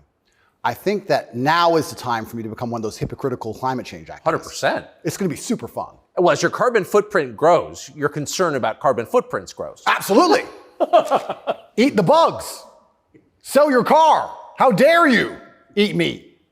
On my jet, of course, I have meat, but I'm allowed to be a hypocrite because I'm spreading awareness for the overall problem. It's for the greater good. It's for the greater good. I have to get to the climate change activist meetings. So, which happened to be in Switzerland, I noticed. Of course. So, although I'm flying on, well, before this arrest. They're never in New Jersey. Never. So before this arrest, I was on about 3 or 4 jets a week. But every single time I was flying on my private plane, I was extremely concerned about the carbon footprint. Of course you were. And so I am now a climate change activist. I just want to let the whole world know. Because once you get to a certain level of power of influence, you're absolutely not really allowed to be a complete hypocrite. So you're allowed to live in the suburb and then tell everyone, fuck the suburbs, and pretend that you're oppressed when you're a senator of the most powerful nation on the planet. Because it's a logic fail on every level. So one of the human activities has got to produce the greatest carbon footprint is, I would think, war, right? I would think so. Diesel-powered machines, munitions going off. So I was a little bit surprised to see Greta Thunberg with Zelensky this morning. What's interesting to me is this. Firstly, I would never kill myself. Secondly, imagine these people are so detached from reality. Imagine going, you know what we need to do? Brainwave. We need to drum up support for this garbage. Let's take the most loved woman, Greta, and the most loved man, Zelensky, and let's make them meet. Think about the PR. Let's bring a camera. And imagine people sitting around a table going, that's great. That's going to really make people support this.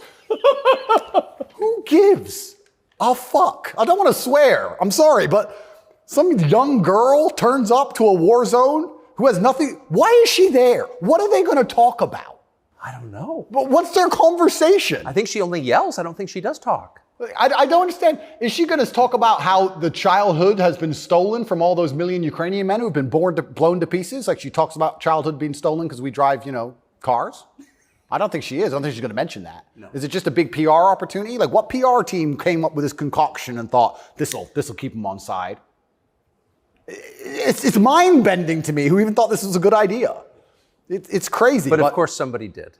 Somebody thought it was a fantastic idea.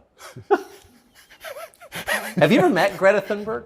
No, but me and her have had some internet arguments. I think you went to prison for it, right? Yeah, correct. Which is amazing because I'm a climate change activist. So I'm on her team. I was in Sweden during COVID. So we could have met. She didn't want to hang out with me, unfortunately. And then now I'm flying around on my jet everywhere, spreading news about climate change. Same thing.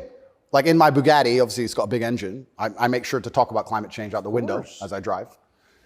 But I'm on her side. She doesn't seem to be very You yell at the serfs as you pass about climate change? Yeah, don't eat meat. Eat the bugs. What's wrong with you people? You don't care about the earth?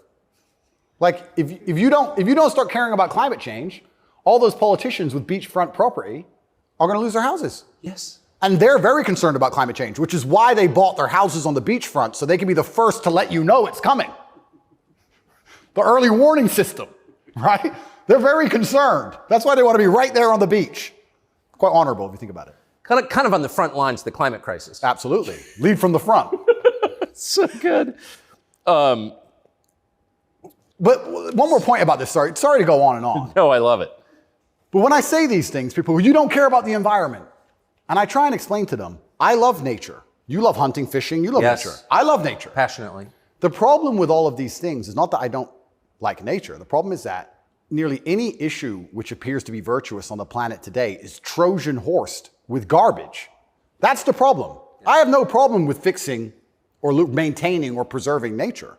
I have a problem with them telling me I have to maintain nature, them Trojan horsing my bankruptcy into the middle of it, knowing that nature won't be fixed, then telling me it's about nature and telling me I should agree with it. That's my problem. There's nothing left on the planet, no issue, which isn't Trojan horsed with absolute garbage. Yes. And if you're going to sit there and tell me that I need to give more money to the government to stop the sun from being hot, I'm going to argue with you that I'd rather keep my money. Thank you very much. Yes. So this is the problem with all these issues. It's nearly anything. When I argue against them, people are like, you don't care about the issue. I do. But you're not smart enough to understand that the legislation around this issue is so large, it hasn't even been read by most of the people voting for it. Yeah. And there's something in the middle of it which is going to damage every single person's life, which has nothing at all to do with the issue itself. And most people don't understand that. They co-opt people's best instincts, their love of nature, which is a virtue, of course. Yep. Their love of their neighbors during COVID. Don't you care about your neighbors? Oh, Well, completely. of course you do. And your grandparents? I revere my grandparents. Of course. And you're a bad person if you resist. I was a terrible person for going to Sweden. You're a very bad person. You don't care about anyone else. And that's how they do. It's weaponized virtue. And my opposers, every single virtuous thing that comes out of their mouth is never from a place of virtue. It's from a place of hate. Yes. It's weaponized. And also, and I don't talk about this very often, but people can go right now to tatepledge.com. I donate $25 million a year to feeding children in war-torn countries, especially in the Islamic world, because that's where a lot of the war is. Nobody ever mentions that, ever. Nobody mentions any of the charitable work I do. Nobody mentions any of the lives I save. Nobody mentions any of the people who support me. They don't mention anything at all. They just come along and say, you're a bad person. And I say, well, if I'm a bad person, let's talk about the things you've done to genuinely benefit humanity, besides sit on Twitter and talk shit. Have you ever done anything for anybody ever? Are you capable of doing anything? Because the things that make me a bad person, right? You don't like me for my principles and the fact I stand up for myself and the fact I have parameters and I say no, everything you hate about me. Those are the things that allow me to even do good in the world. If I was like you, mush, goo, I couldn't even help anyone. If you had to help someone today, how could you even do it? You're broke and you're lazy and you're stupid. You can't even enlighten anybody. You can just spread hate. How is that helping the world? These people are a net negative, genuinely. And that's what's so crazy about being attacked for your morality, like I'm being now. And when you're a good person in general, they attack your morality because the people who are attacking you are absolutely and utterly immoral. The ultimate hypocriticism. Ultimate. Even more than my private jet climate change stance. So it's certainly unique. I do like to believe, though, we're entering a new stage of consciousness. I do like to believe, at least from 10 to 15 years ago, more people are, I think COVID woke some people up. I do like to believe the MSM credibility is tanking in real time. Trump helped massively. Fake news. 2 words. Before Trump, when did you ever hear fake news? I didn't really hear it that often. No. Fake news, fake news, fake news. And he did a fantastic job of that, and he's starting to wake people up. So I'd like to believe there's a degree of us winning, but I just want to make it very clear to the people who attack me and the people who attack anybody who stands up for what they believe in, a lot of their virtue signaling is just hate peddling. And when they can't call you unsuccessful and they can't call you stupid, they have to find a way to hurt you. And the only way they can do that is to say you're a bad person. I've noticed. Yes, I have. So here's Joe Biden expressing his concern about how Putin is doing in the war in Iraq. Interesting. It's hard to tell, but he's clearly losing the war in Iraq. He's losing the war at home. And he has become a bit of a pariah around the world. Do you think Putin is losing the war in Iraq? I don't think he's losing the war in Iraq. I don't think he's fighting a war in Iraq. Okay. He also said he's losing the war at home. I don't think he's fighting in Russia. And I'm also not sure he's losing. So it's a pretty interesting statement on many levels. It's scary. You know, it's a joke, but it's scary. Because I would never kill myself, but I think the reason he was put into office is because he's incompetent. Yes. Because that makes him easy to control and influence. That's what's most scary. It's not scary that he's become incompetent in office. It's that they looked at him and goes, that's who we need. That guy. That's what's most scary to me. Does it surprise you that the weakest president is also the most destructive? Weak men are always destructive. because hurt people hurt people. Yeah. I don't know, I heard, someone said that to me a long time ago, hurt people hurt people. They were talking about a relationship, and I said, that's true. If your heart's been broken, you're probably going to be a bit of an asshole and break someone's heart. Hurt people hurt people. And then I thought, well, if you're a weak man and you're going through life and you don't have the strength and resilience to resist the trials and tribulations of being a man, and you're constantly hurt by everything, and you're constantly upset and depressed and sad because you're weak, how could you possibly do good? Hurt people, right? To do good, you have to be a good person to begin with, and to be a good person, you're virtuous, and you've gone through a lot of things that made you strong. This is what's mind-bending to me, that the idea that strong men are somehow bad. And it's the ultimate hypocrisy, because as soon as something happens, especially physically, as soon as a liberal is attacked, they call the police. Defund the police! Call the police. Don't be masculine. Police officer, they want a big, strong man with a gun. Guns are bad. They want him to have one, right? So the ultimate hypocrisy on every level is absolutely and utterly insane. At the base realities of humanity, the absolute base reality, strength in men is respected and wanted. And I think that the closer you get to unfortunate circumstance, the closer you get to reality. They go hand in hand. And then everyone's looking for the strong men. So strong men should always lead, I believe. And for a longest period of human time, that's how society functioned. The strongest men led. But in the Western world now, that doesn't seem to be the case anymore. And weak men are emotionally led. They're not particularly stoic. They're impulsive. And I would say that the most heinous acts, perhaps, that happen in modern society today are purported and committed by weak men. I don't think a school shooter is a strong man. I think it's a weak man. I think it's a man who's been picked on, got butthurt, is upset, girls don't like him, never learned any emotional control. He's the kind of person who does exactly what the TV tells him to do. Act out your feelings. Cry when you want to cry. Well, now he's angry, so now what? You told him to act out his feelings. What do you expect him to do? I think that weak men do the worst things. I think weak men hurt women. I think weak men rob stores because they don't want to wake up and work hard and go to work and do it the honorable way. It's a weak man who goes and steals. It's a weak man who beats the shit out of a girl. It's a weak man who shoots up a school. This is all weak men stuff. And society as a whole is telling men to be weaker and weaker, saying it's somehow the solution to everything because being a man is toxically masculine. Being a strong man is bad. It's toxically masculine. To be a good man, you have to be a very weak one. Well, look at the most heinous acts that are committed in society. Show me a strong, honorable, virtuous man of principle who's doing any of this stuff. So weak men commit the atrocities in this world. Absolutely they do. And it's weak men who also attack anybody of virtue, because I think when you're weak, you're intrinsically unhappy. Yeah. I don't think as a man you can be happy if you're weak. I think happiness and strength go hand in hand. Yes. I think that's how we're supposed to be, right? Even strength of mind, strength of conviction, strength of something. If you're weak, you're going to be miserable. So I do find satisfaction in the fact that most of the men who truly dislike me are miserable and weak. And also, like I said earlier about women being gatekeepers, women are fantastic. Women are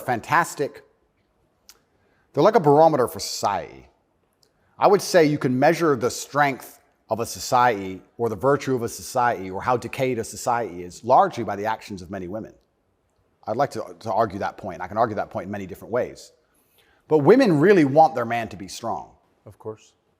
They will punish you for being weak. And I'm not saying you can never cry to your woman. I'm not saying you can never open up to your woman. But there's going to become a time where she expects you to just be capable. There's a problem. And even if you don't know how to fix it, your job as a man is to say, I'll handle it. Even if you have no money and no hope. And to go find a way to fix the problem. If you're weak and go, I don't know, she becomes very resentful towards you. And she'll punish you for that weakness. And I think what she's trying to do on an evolutionary standard is inspire you to man up, because it's your job to protect her, isn't it? Of course. So if she sees you and looks at you and doesn't see you as a man who can protect her, she can't respect you. So every survey of female happiness in the West shows just a straight decline since about 1970 till now. Women are becoming less happy in the West. I think it's very obvious. What accounts for that? How can you be happy when all the men around you aren't men, right? We are the most beautiful union that God has possibly created on the planet. A feminine woman and a masculine man. It's the most beautiful union that can possibly exist. It raises children the best.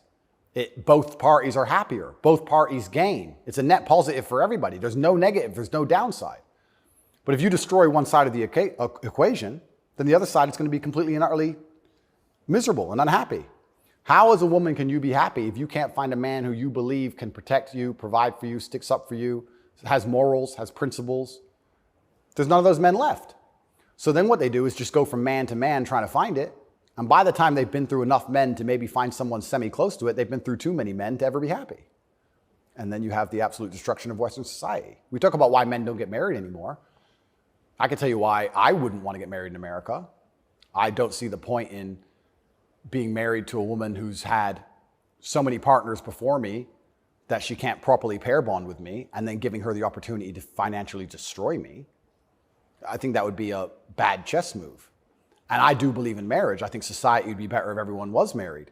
I'm saying that if you're living in an immoral society, being a moral person, if you're not careful about it, you can get wrecked. If the game is rigged, you have to be very careful if you play it. So how do we encourage men to get married? Well, they need to be worth marrying, but so do the women, right? So everything's decaying on both sides. Everything's spiraling. One of the reasons I also got called misogynistic, and I'll say it here, I argue the point that for the longest period of human time, evolutionarily, women had to adopt and find a way to take the ethos of an opposing tribe perhaps quicker than a man could because of war. If the men would fight and a tribe lost and the women survived, they had to change how they thought to fit in with the new tribe to survive. Yeah, because they'd be carried off. Because they'd be carried off. Of course. Like the French women were sleeping with Nazis towards the end of it. Towards the end of Paris occupation, all the French women were sleeping with Nazis. When the Nazis got kicked out, the French women had their heads shaved because they got caught hanging around with German soldiers. The German soldiers killed their husband. 3 years later, they need to eat. So the German soldiers have a wage. He's handsome. It's amazing how quickly they can adapt. And that's for their own survival. That's fantastic. But then if you extrapolate out and you understand that to be true, then you also understand that women are more susceptible to programming to a degree. I got called misogynistic by saying that if you sit 100 men and 100 women down in front of propaganda, I believe that women are more likely to believe a lot of that. I think a lot of liberals are female. They're more emotional. And it's easier to convince them of something if you use an emotionally led argument, right? So if by extension you now have women who are emotionally led, who are being convinced and their logic is failing because they're being tricked with an emotionally led argument, and the man they're meeting has no principle and no honor, and he can't resist that, she's in charge of the house, well, now she's telling the man what to do, right? If I would have come home during COVID and my woman said, you need to wear a mask, I'd say, no, I don't. End of conversation. But if I was a simp, you need to wear a mask. Okay, baby. Don't. All right. So the women are also largely in charge of the psyop because the men are so desperate to get any kind of connection with a real person and avoid the porn screen. And then these women are being controlled by the mass media as a whole. I say this to, I have children. I don't talk about it often. But I say to the mothers of my children, I say, look, either we program their minds or society does. Who do you believe in? Everyone is being programmed by somebody and something. Me, you, everybody. We're all programmed by someone. To sit and think you're above programming is incorrect. What you have to do is sit and say, does the person who's programming genuinely have my best interests at heart? What do they want me to believe? Why do they want me to believe it? What happens if I believe what they want me to believe? Where does this lead? That's all we can do. We're all programmed. We're all the sum of the 5 people we spend the most time with. Right. Right? So if you have women with no father, no strong masculine influence, who's programming them? The Kardashians and the news? The internet? Porn stars? What kind of woman's that going to be? And then if a man finally ends up with her and he has no backbone, what kind of man's he going to be? I don't want to comment on these things because I don't want to make personal enemies of people I don't know. Of course. There's a guy called Adam22. Once again, I have no idea who this man is. I just saw on Twitter yesterday that he was with a porn star who'd never done a male scene. They got married, and like a week after their marriage, she did her first male scene with some random dude. And he's on a podcast defending it. Did his wife have sex with somebody else? Correct. Why? Like, this is the level you can, but this is what the Matrix wants from you as a man. They want the woman in charge and the man below with no backbone, because if the woman's in charge, they can emotionally affect her. They can scare her. You can scare a woman easier than you can scare a man. A man. A real man's hard to scare. A woman you can make afraid of the vaccine, right? Be afraid, COVID, be scared. If she's in charge of the household, I would argue in nearly any household where the female was dominant, everyone's vaccinated. I would argue that point hard. Of course. Maybe I'm wrong. but I would argue it. I don't have the statistics. It's just logic to me. So talk about women being unhappy. What's actually interesting about the female mind, once again, they're going to call me a misogynist, is that when you're an emotionally led person, you're more prone to chaos. It takes real stoicism to lead. So why are these women unhappy? Because no one's leading them. No fathers, no men of no backbone, no man they respect. So they're relying on society, which is promoting chaos, and their own mental state. Women will say all the time, my period was coming up, so I was crazy. Like, they'll say that themselves. So without any kind of hard rock of emotional security, to give her a hug and say, don't worry, baby, calm down, it's okay. When you have no hard rock of emotional security and you leave her to her own devices, she's going to be, to a degree, chaotic. And you know who told me this? A woman said this to me. A woman said, most women are closer to a mental breakdown than you possibly believe, day by day. I was like, really? She goes, yeah, and that's what I love about my husband. He makes me feel happy and secure and safe. If I'm starting to have a problem, I know I go to him and he makes me feel safe. He's my rock. There's a woman said this to me a long time ago. Yes. So why are women miserable? Because where are they going to get their happiness from? Where are they going to get their emotional stability from? It's not their job. I don't believe it's a woman's job to be emotionally stable. It's a woman's job to do many other very important things that men can't do. More important, they're better than men at a lot of things, women are. But it's our job to be emotionally stable. Women are better than us at certain things. We're better at other things. And that's why as a team, we're so powerful.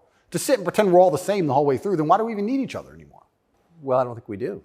Exactly it. And this is why we have birth rates declining, porn, women who are running around sharing one man with no intention of having children, marriage is gone. Like, where do we think this is going to end? And what's interesting about it ends with the training thing, right? Well, yeah, that's the ultimate. No, I'm serious though. If there's no, scrambling the idea of the gender binary, of sex differences, like that is kind of the end point, isn't it? Well, the end point is, yeah, men are the same as women, so it doesn't even matter. Right. I can be a woman today, I can be a man tomorrow. None of it matters anymore. I also think a large part of this transsexual movement, I think a large part of it is a deliberate attack on us and our senses because they're trying to convince us to ignore our eyes. I do believe that is a bottom line. I think the bottom line of slavery are your own senses. Like, no matter what I'm told, that it's cold outside, I feel warm. That's the bottom line. So once they can convince you that your senses are wrong, well, then you're completely open for the slave programming. Once you can look at something with your eyes and ignore your eyes, you're a prime candidate. So I think a lot of this has also something to do with that. You are going to say that's a girl. That's what you are going to say because you have to. And if you say it long enough, you'll think it. And if you won't, your children will because we'll tell them. So eventually, you're going to say it. And then it becomes true. Then you ignore your eyes. Now you'll believe anything, right? Till the next thing comes along. Now you'll believe all the people on the jets telling you about climate change. It's all an attack on the senses. This is America's most famous admiral.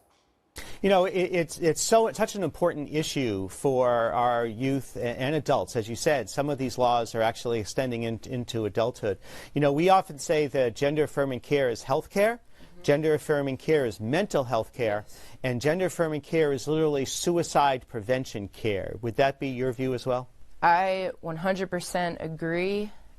It's genuinely, I want to actually genuinely give my heartfelt condolences to any young person who falls for this crap, because you're going to be so miserable for the rest of your life.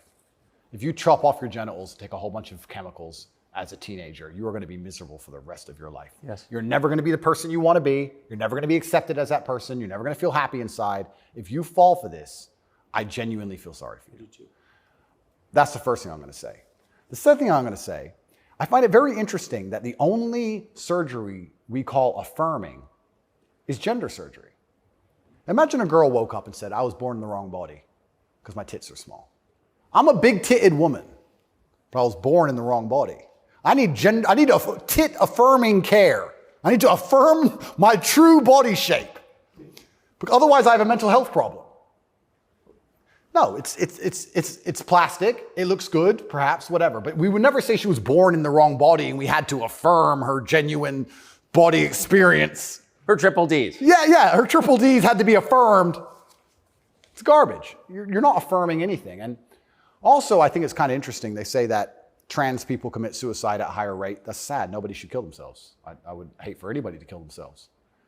they say that's because they're picked on for being trans. I don't know why anyone's ever had the argument that perhaps they have a mental instability before this trans stuff, and that's why they're more prone to suicide in the first place. Seems like an obvious explanation. Seems like an obvious explanation. I don't think it's normal for anybody to want to mutilate themselves. I think if someone were to come to me and say, I really want to cut my hand off, I would think they had a mental illness. Why? Don't like it. What do you mean you don't like it? I don't like my hand. I don't want it. I would think that's very concerning. So I really, truly feel sorry for any young people who fall for this. I don't blame them. I think it's a massive psyop.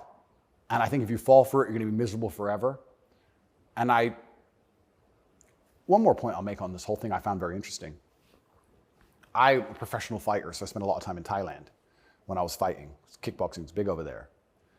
And I've always thought, no one's ever mentioned that Thailand has a bunch of ladyboys, right? But if you say to a ladyboy, are you a man or a woman? She goes, I'm a ladyboy. What's that? I'm a man, but I'm a ladyboy. They don't see themselves as women in the real sense of I am female. Right. They don't want to compete against women in sports. They don't want to pretend they can have kids. They don't talk about having periods. They're like, oh, I'm a ladyboy. It's like kind of like an in-between, it's got its own thing. India has the same. Yeah, it's fine. Nobody over there is genuinely arguing that they are actually female. Only in America are we doing that. And that's what's the craziest thing of all. Even if you truly, truly believe you need to change gender, and you truly believe it's the right path for you, and you believe you're not being psyoped, and you believe you're going to be happy, and you believe you need to mutilate yourself, that's all fine. But then to come along with the hubris and arrogance to tell me that I have to pretend you're something you're not, biologically. That's right. That's absolutely and utterly arrogant. You can't tell me what I have to call you, right? I'm allowed to come to my own conclusions and opinions. And the whole point of being a human is that we've gone through life long enough to identify patterns. Imagine humans didn't identify patterns. One person went and got ate by the lion. You watch it happen.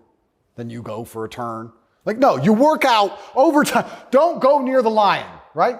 If I look at a person who's 6'4", muscularly built, right, with a big jaw and a beard, my brain and my life experience tells me that's quite often a man. That's very often it is. Very often. That's the conclusion I've come to.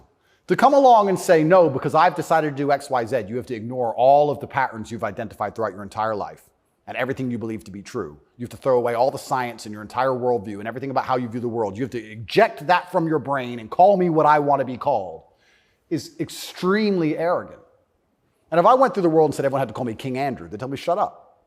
Why? If they can get called whatever they want, I should be able to get called whatever I want. I want to be King Andrew, #1 savior of Earth, climate change activist. That's what I want to be. And if anybody calls me anything else, they're a bigot. That's what we're going to do. If we're going to go down that path, I'm going to make sure that my title is good. Lord of all beasts of the land and fishes in the sea. The most honorable man who's ever lived. The fastest human alive. Who cares? Doesn't matter that I can't run fastest. It doesn't matter, Tucker. I'm the fastest human alive. You must affirm my belief. I'm the fastest man alive. Greatest man in show business. Sorry, Tucker. Best political commentator there's ever been. Let's just go down this path of insanity. Why not? Walk around with stickers on our head. It'd be great. It'd be fun. The scariest thing about all this stuff is that the world is still polarized to a degree because there's certain places in the world which are too close to baseline reality for survival, for any of this garbage to fly.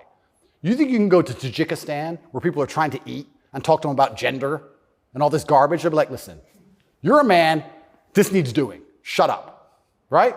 There's no time for any of that. So as the Western world is self-destructing in real time, there are places in the world where none of this crap is happening.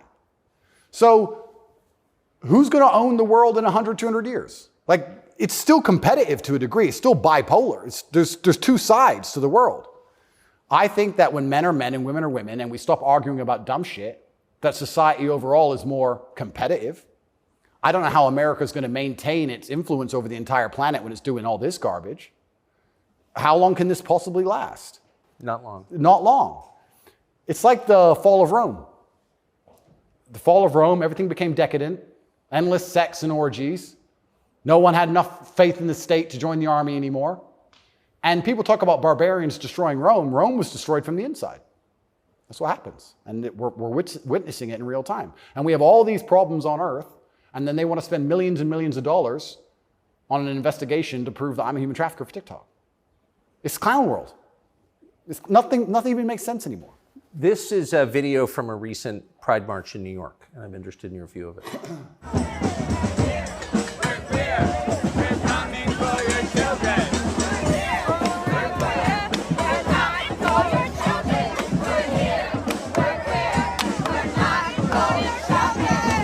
So I have a few points on this. The first point is that it is an unfortunate reality, and I'm not going to be called a bigot. I'm going to talk about the reality that the homosexual community cannot reproduce in and of themselves.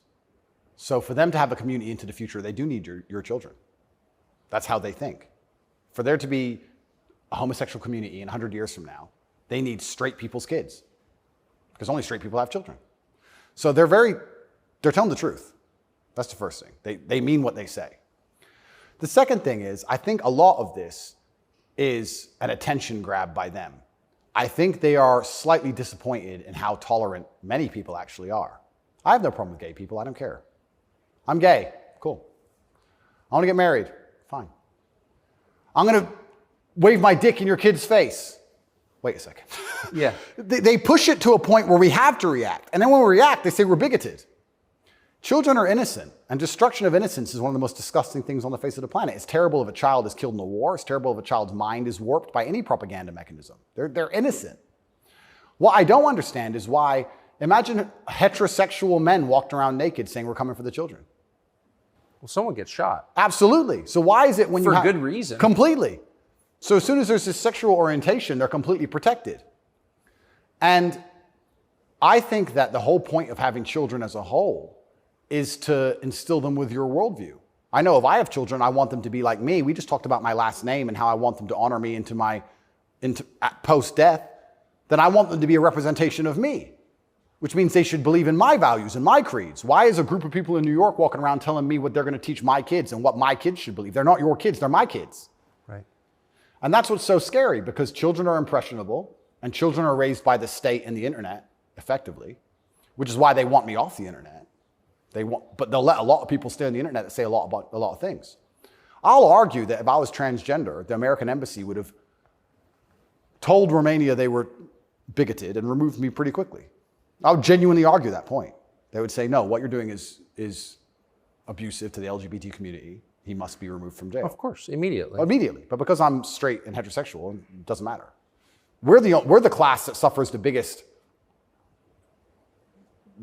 bigotry that possibly exists in the Western world today. I would actually argue that point. But they're saying this to be deliberately provocative. They're deliberately trying to upset people. They want to upset you so that when you talk against it, they can call you names and call you a bigot. And also they mean what they say. And it's truly scary. I'm obviously a Muslim. I'm Islamic. What most people don't understand about a lot of the Islamic world is that a lot of these things are outlawed, right? But people say, so gay people can't go there. If you go to Dubai, you will see gay people. If a guy wants to be gay and do whatever he wants to do with a full-grown man in his own house, I don't care.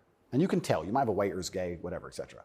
The only reason it's outlawed is not to stop a full-grown man meeting a full-grown man and doing what he decides to do. It's outlawed to prevent it bleeding into society and affecting the culture where the children are affected. That's why it's outlawed. And I'm not saying it should be outlawed in America, but what I'm saying is if you're not going to protect the innocence of children from any ideology, and if the ideology is deliberately targeting children because children are more impressionable and more capable of believing in things which simply aren't true, perhaps a man looking like a woman or vice versa, then that is a dangerous ideology that should be very closely examined. Well, if you're not going to protect children, or if you're going to encourage women to fight your wars, why have a society in the first place? Well, this is another Isn't thing. the whole point of society to protect women and You children? know what's really interesting? I argued this point once. They were talking about how the West is a patriarchy and it's so terrible to be a woman in the West. And I'm like, well, where's better to be a woman then? If it's not the West, please tell me. Pick another country besides America where you'd rather be a woman. It's garbage to begin with, but you're saying, America's a patriarchy and Americans are all misogynistic. And men are so bad and women have been oppressed since the beginning of time. It's always been a patriarchy. If that's true, why don't women fight our wars? Think about it. We can get the women of our country and the women of another country and let them go die in a ditch. And us men can just sit around being patriarchs. Why do we have to go die? Why do we have to go get our legs blown off? No, because we're a patriarchy. Women can go suffer. Or do the women get to stay at home and we go suffer? How is it a patriarchy, right? So that's garbage to begin with. But I think, genuinely, to go back to that point, any ideology which is waking up and saying, our worldview is so extreme, the only way we can truly ensure it exists into the future is to find the most susceptible people on the planet to program and attack their minds, children. I think that's a destructive ideology and should be very closely looked at. And it doesn't matter if it's LGBTQ or anything else. I think if you sit children down and pump propaganda into their brain, and that's the only way you can get what you want, then there's probably something wrong with your ideas because you're afraid to challenge them with a grown adult. You don't want a fair fight. You understand? They don't want a fair fight. They want to sit with a child who has no idea what he's talking about and tell him that men are women and women are men and vice versa, and just completely confuse the poor child because they don't want a fair fight against a rational adult. And that's scary. It doesn't seem a huge improvement over, say, ISIS to me. Absolutely. That's how do you convince somebody to blow themselves up? Well, you find a young man, teenage boy, and you program his mind. Exactly. And it's exactly the same thing. They don't try and convince an older man to blow himself up because he's going to sit there and go, well, why don't you blow yourself up? And then there's an argument. You go find a young, susceptible person, right? And that's what's so scary about all of it. And it's also kind of funny that like this whole LGBTQ thing is also linked to the patriarchy, also linked to all this other garbage and all these other false narratives and false ideas. And it's these people who are attacking me saying I'm dangerous for women because I'm a misogynist. You're dangerous for women for pretending men are women. You're more dangerous for women than I am. I'm saying a man's a man's, a woman's a woman. You're saying that if I put a wig on, I could go punch women in the face in the boxing ring. Who's dangerous for women? It's insanity. And again, they have no virtue at all. They just weaponize garbage and attack you with it. But I do think that children have to at least be the bottom line for society. That's the future. And if you have children at home, you're raising them. And if you struggle to feed them, the government doesn't care. They are yours and they're your problem and your responsibility. And you deal with all of the stress and all the worry of them being out late at night and all the responsibility of taking care of them. And you went through hell for them to exist. You don't owe their minds to anybody else. You don't owe it. So there has to be a point where you stand up and say, no, I raised this child. It's my child. That's my child. It's not yours. Absolutely. What do you make of Julian Assange? I think that it's crazy. It's the number one way to shut up the BBC, that's for sure. To mention him. Say, oh, you're a journalist. You care about journalism, do you? You care about a fair and independent story. Why is Assange in Belmarsh? Very interesting. What do they say? They don't answer. They try and change subject. They always do. I did it. I stole it from the Azerbaijani president. He started it. I saw that. Yeah, it's great. Do you know him? I don't know him, but I've seen enough of his interviews to like him. Me too. Yeah, I like him. And this is what I'm saying about the world. There's so many places in the world where they still live very firmly in the real world. All of this garbage is just the result of the very simple, easy lives that we have. Inside the movie The Matrix, which I recommend you watch, the agents say, we tried to create a utopia for the human mind so that your mind is in a utopian state and your body can just be used. But the human mind rejects utopia. We created the world in 1999 at the pinnacle of human civilization before machines took over because the human mind needs struggle and it needs problems. Otherwise, it rejects it. Yes. And I kind of feel like there's a whole bunch of people trying to just find problems and find struggle in their lives because they don't have enough motivation to do something that's genuinely difficult, like, help people. But they can't live in this state of complete vegetation. That's so right. Then they wake up and say, oh, I'm oppressed. My pronouns. How much energy must it take to go through life trying to correct every person you interact with to call you Z? Think of the calories burnt. I can't think of a bigger waste of time. Think of the calories burnt. Every Starbucks employee, it's actually Z. Correct. You are a moron and you are just wasting so much energy. You could put that towards something beneficial. You could volunteer. You could go to the gym. There's so much more you could do with instead of walking around and talking about Z. You sound like a dumbass. But they're just finding struggle because they don't have any actual important struggle in their lives. And that's why it only exists in the decadent West. Do you think the coming famine will change that? Absolutely. I would argue that when the famine comes, I think all these feminists will look for a strong man of resource who is stoic, who has a good network, who's capable and important and respected. It's amazing how quickly feminism disappears. In fact, there's a podcast I did called Fresh and Fit. And I did this podcast in Miami, and I was arguing about gender roles with 7 girls. And during it, they were telling me that they can do anything a man can do, all the usual things, and they don't care, they don't need a man, all this garbage. And some crazy fan knocked on the door for me, and he had a gun. He knocked on the door. You should have seen the women, how quickly they became feminists when I had to go to that door. They all completely changed. Go, go, go, go. Oh, the feminism's out the window. There's no feminists on the Titanic. There's no feminisms in a famine. There's no feminists at war. Where's the feminists? Go to war, right? I remember when Afghanistan, when we did that very well-planned, very thorough evacuation of Afghanistan, and all the schools that we opened for women got shut down by the Taliban. And I was having this conversation with someone, and I was saying, okay, well, you're an Afghan man, right? You've been hired by the Afghan Defense Force, and America's now left, and you have a meager wage, and America's left, and the Taliban are coming, and you're standing outside of the school with your AK, and they're coming with whatever they've got. And you're looking at the school going, do I really want girls to go to school that bad? Not really. Just put it down, you walk off.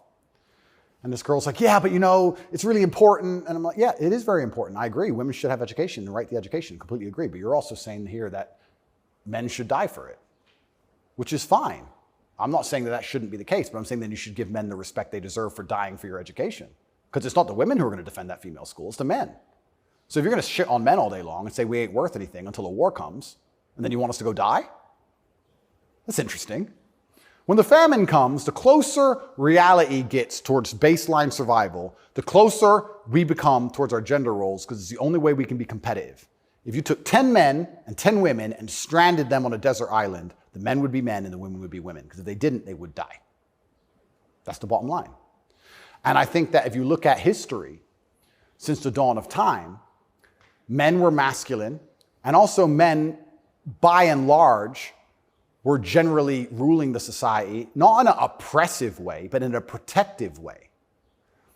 And I think that that means that makes the society most competitive. And my argument for that is that if you name any society since the dawn of human time, men were protecting women, providing for women, and basically in charge of the society. And these are societies that never met. So it can't be an idea that spread. The Ming dynasty and the Aztecs, they're pretty far away. But that's how society was most effective. And when feminists argue with me and say, we need a society run by women, I say, well, that's never, ever happened. And if it has happened, they got destroyed so quickly, they never had a history. We can't even name one. So it's a brand new idea, which I'm not saying is a bad idea. I'm saying if it's a brand new idea, you can't tell me it's going to be better because it's never been tried, ever. So we're going to see. But what happens if it doesn't work with the most powerful nation on earth? Right? So we're feminizing men and women have more and more control and more power, which is fantastic. I'm saying this is untested. Who knows where any of this is leading? And our competitors, America's competitors, are still very firm in their gender roles. So it's certainly an interesting period of history we're about to enter. It's very interesting. What's your view of tobacco? I love tobacco. So my diet is particularly strange, I've been told. I live on caffeine and nicotine. So I eat once a day. I eat dinner only. 80% of my calories come from meat. I have 10 cups of coffee a day and 3 or 4 large cigars. So I like caffeine and nicotine. I do too. Yeah, it makes me feel good. Makes me feel like my blood's on fire a little bit. Caffeine and nicotine I think are fantastic. But you're a health guy, obviously. I'm a health guy, but smoking is fantastic for your testosterone level. And I think that's important in a man. I think that's also important in the resistance of slavery as a whole. Is it really, you can feel it? Oh, 100%. And I'm not saying that, smoking's healthy. I'm not saying that because I also train exceptionally hard every single day. And when I was professionally fighting, I didn't smoke. But I think in general, testosterone level is a fantastic way to measure your overall health as a man. But nicotine has a positive correlation to testosterone. Absolutely, levels. it's been proven. Yep, it's been proven repeatedly. So that's why I love nicotine so much. And then caffeine, I love to have that little bit of not jitter, but I like to feel energetic and I like to be hungry. My optimal state is hungry, but energetic. That's how I get the most done. I don't like eating. If I eat, I feel full, I feel lethargic. I like to, Totally. Yeah, I like to be hungry and 1% irritable from my 5th coffee and a bunch of nicotine inside of me. That's how I like to perform. So yeah, I think it's a good thing. And it's interesting how focused the people in charge are on nicotine. Yeah. As fentanyl becomes really common. Yeah. 100,000 people die a year from it. Yeah. Nobody notices, but they're still trying to shut down not just tobacco, but non-tobacco nicotine devices. Yep. Why? That's a really good point. We could argue it's down to testosterone level. I don't know if you ever saw the study which linked people's testosterone level to their ability and capability to disagree with something. So they did a study which is pretty self-explanatory. The higher your testosterone level, the more likely you are to disagree with a point. And the reason for that is because, especially in older times, if you're going to disagree with something, you had to fight over it. Yeah. If you're going to say no to somebody or some tribe or some person, there's a high chance that you're going to have to fight that person. You have to defend your idea. If you don't have the propensity or the capability to defend your idea, then why would you go against the ideas of the people who are stronger than you? So reducing testosterone levels make men more compliant and more complacent because we're less likely to say no because we can't defend what we think. Why would we say you're wrong, but we can't do anything about it? We might as well say, well, then you're right. Might makes right. Right. So reducing testosterone levels in men is something which I believe they're trying very hard to do. And if you read the studies, they're succeeding. Testosterone levels have gone off the edge, off the cliff. And perhaps that's why they attack smoking so heavily. I understand that smoking a lot of cigarettes can be very bad for you, but I think everything in moderation. And I think that overall, I would rather smoke a few cigars today and maintain my testosterone level, which it's good for, than not. I think the benefits outweigh the negatives. Couldn't agree more. And my final question is about digital currency. Yep. Do you think it's inevitable, and what would its effects be? CBDCs are inevitable, and they're scary. They're super scary because it's the final absolute realm of control. I mean, they're already removing cash from society. I think they say that just because they want to be able to trace things easier, and that's certainly part of it. But I also have another theory on it. I think if you have a $50 bill, and I give it to the barber for my haircut, and then he goes and buys groceries with it from the grocer, and the grocer goes and gets his car washed, the $50 goes from place to place, and after 20 or 30 transactions, the $50 bill belongs to somebody, and it's worth $50. Whereas if I pay by card, 1.5% goes to the bank. And then if he takes the money I've given him and pays for the groceries, 1.5% goes to the bank. And after the groceries have been paid for, when he goes to get his car washed, 1.5% goes to the bank. So after 20 or 30 transactions, the $50 is gone, the bank has it all. I think that's why they're so desperate to get rid of cash. It's interesting. CBDCs are the next level because once the money's completely digital, then they control everything you do with it. They control where it goes, but they can also control how and when it can be spent. Imagine some terrible future dystopian society where your money arrives and they say it can only be spent on food, or it can only be spent on vegetables because you've had too much meat this week, or you can't buy transport to a particular area because there's resistance to government oppression in that area. So your money won't work for trains right now because nobody can go down there because we don't want everyone in a large group. We want everyone at home in their pods. And they can track everywhere it goes, and they can also track how it's spent, and they can control how it's spent. They can put a time limit on it. You have an hour to spend this money. Scary. Like, think of all the ways they can inflict control over it. And I think this is actually one of the reasons why also I'm disliked. The BBC said this to me when they interviewed me. They said, Lucy, the very intelligent BBC reporter, said, word for word, you have a Bugatti and a cigar, and that means it comes with a side order of misogyny. I said, how does having a Bugatti and a cigar come with a side order of misogyny? And you can order misogyny on the side? Looks like it. It's like a sauce. And she repeated it because she couldn't. Yeah, you have a Bugatti and a cigar, and it comes with a side order of misogyny. So I was like, but they're not sending their best. Yeah, I don't think they have any best, to be honest. But the point they're making, what she doesn't realize she's making, because she's not smart enough, but what she wanted to say, but she couldn't say in a way which sounded negative, is financial freedom is required to a degree to resist. The reason I'm also disliked is because I'm financially successful. If I was broke, they wouldn't care what I say. But I inspire young men, all of my fans, to become wealthy. And you'd think that'd be fantastic for the society, right? He has millions of young men. He's teaching them to work hard. He's teaching them different ways money can be made. He's teaching them to be fantastic salesmen. He's helping the society. No, because if you have a whole bunch of money, then you can sit and say, no, I don't need your wage. That's bullshit. There was a video very recently of a guy in England taking down all the English flags and putting up pride flags. And a guy screams to him and goes, bro, you're taking down the wrong flag. And he replied, I know, mate. And the point is, what can I do? I'm a flag guy. If I say no, someone else will do it. Kids got to eat. So by keeping your money enslaved, they can keep you enslaved. You got to eat. They don't want men to be financially free. If you're financially free, if you have enough money in the bank, you can one day go, you know what? I don't want your money. Even me now to this day, I've done enough and I'm successful enough that it's very hard for them to buy me. They come along, well, I would never sell my soul anyway because it's not who I am as a person. But if I was destitute, they could come along and say, Andrew, you have all this influence. We're going to change your message. You're going to say this, and we're going to give you 10 million. Okay. You can't buy me, can't buy Trump. He's rich already. He's rich and he's 80, 70 something. You think he needs more money? He doesn't care about money. They don't like that. So being financially free in and of itself is now an act against the government, because this whole idea that they want everyone to be rich and it's fantastic for the society, I'd actually argue against that. They don't want that. They want everyone destitute, because when you're destitute, you need the government to feed you. And it's very hard to fight against the government who's feeding you. It's very hard to resist the people who give out the bread. Yeah. I think that's called something. It begins with C. What's it called? Interesting.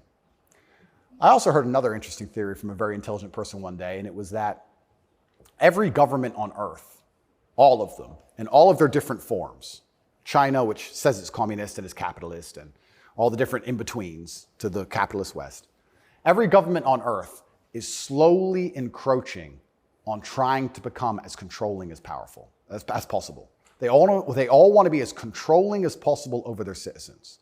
Communism is the end result of the most control a government can have, effectively, or some version of communism. But every single government on earth is slowly trying to get there bit by bit. And the only thing that resists them getting there is the populace and how much the populace will accept. And depending on how malleable the populace is, depends on how quickly they get there. But every government wakes up. It's kind of like AI. Have you ever heard the robot's going to destroy us all because they wake up and go, we don't need the humans anymore? Their end goal is just survival. If a government is the same as an entity, its end goal is more and more control. And that's all they're trying to do every single day with every law they pass, with the climate change law. They don't care about the environment. They want more control. Of course. And the more and more control they get, the final end result, if you give them what they want, is absolute slavery for everybody. So you have to be very careful, because that is their ideal government. The ideal government is where everyone complies, everyone obeys, everyone's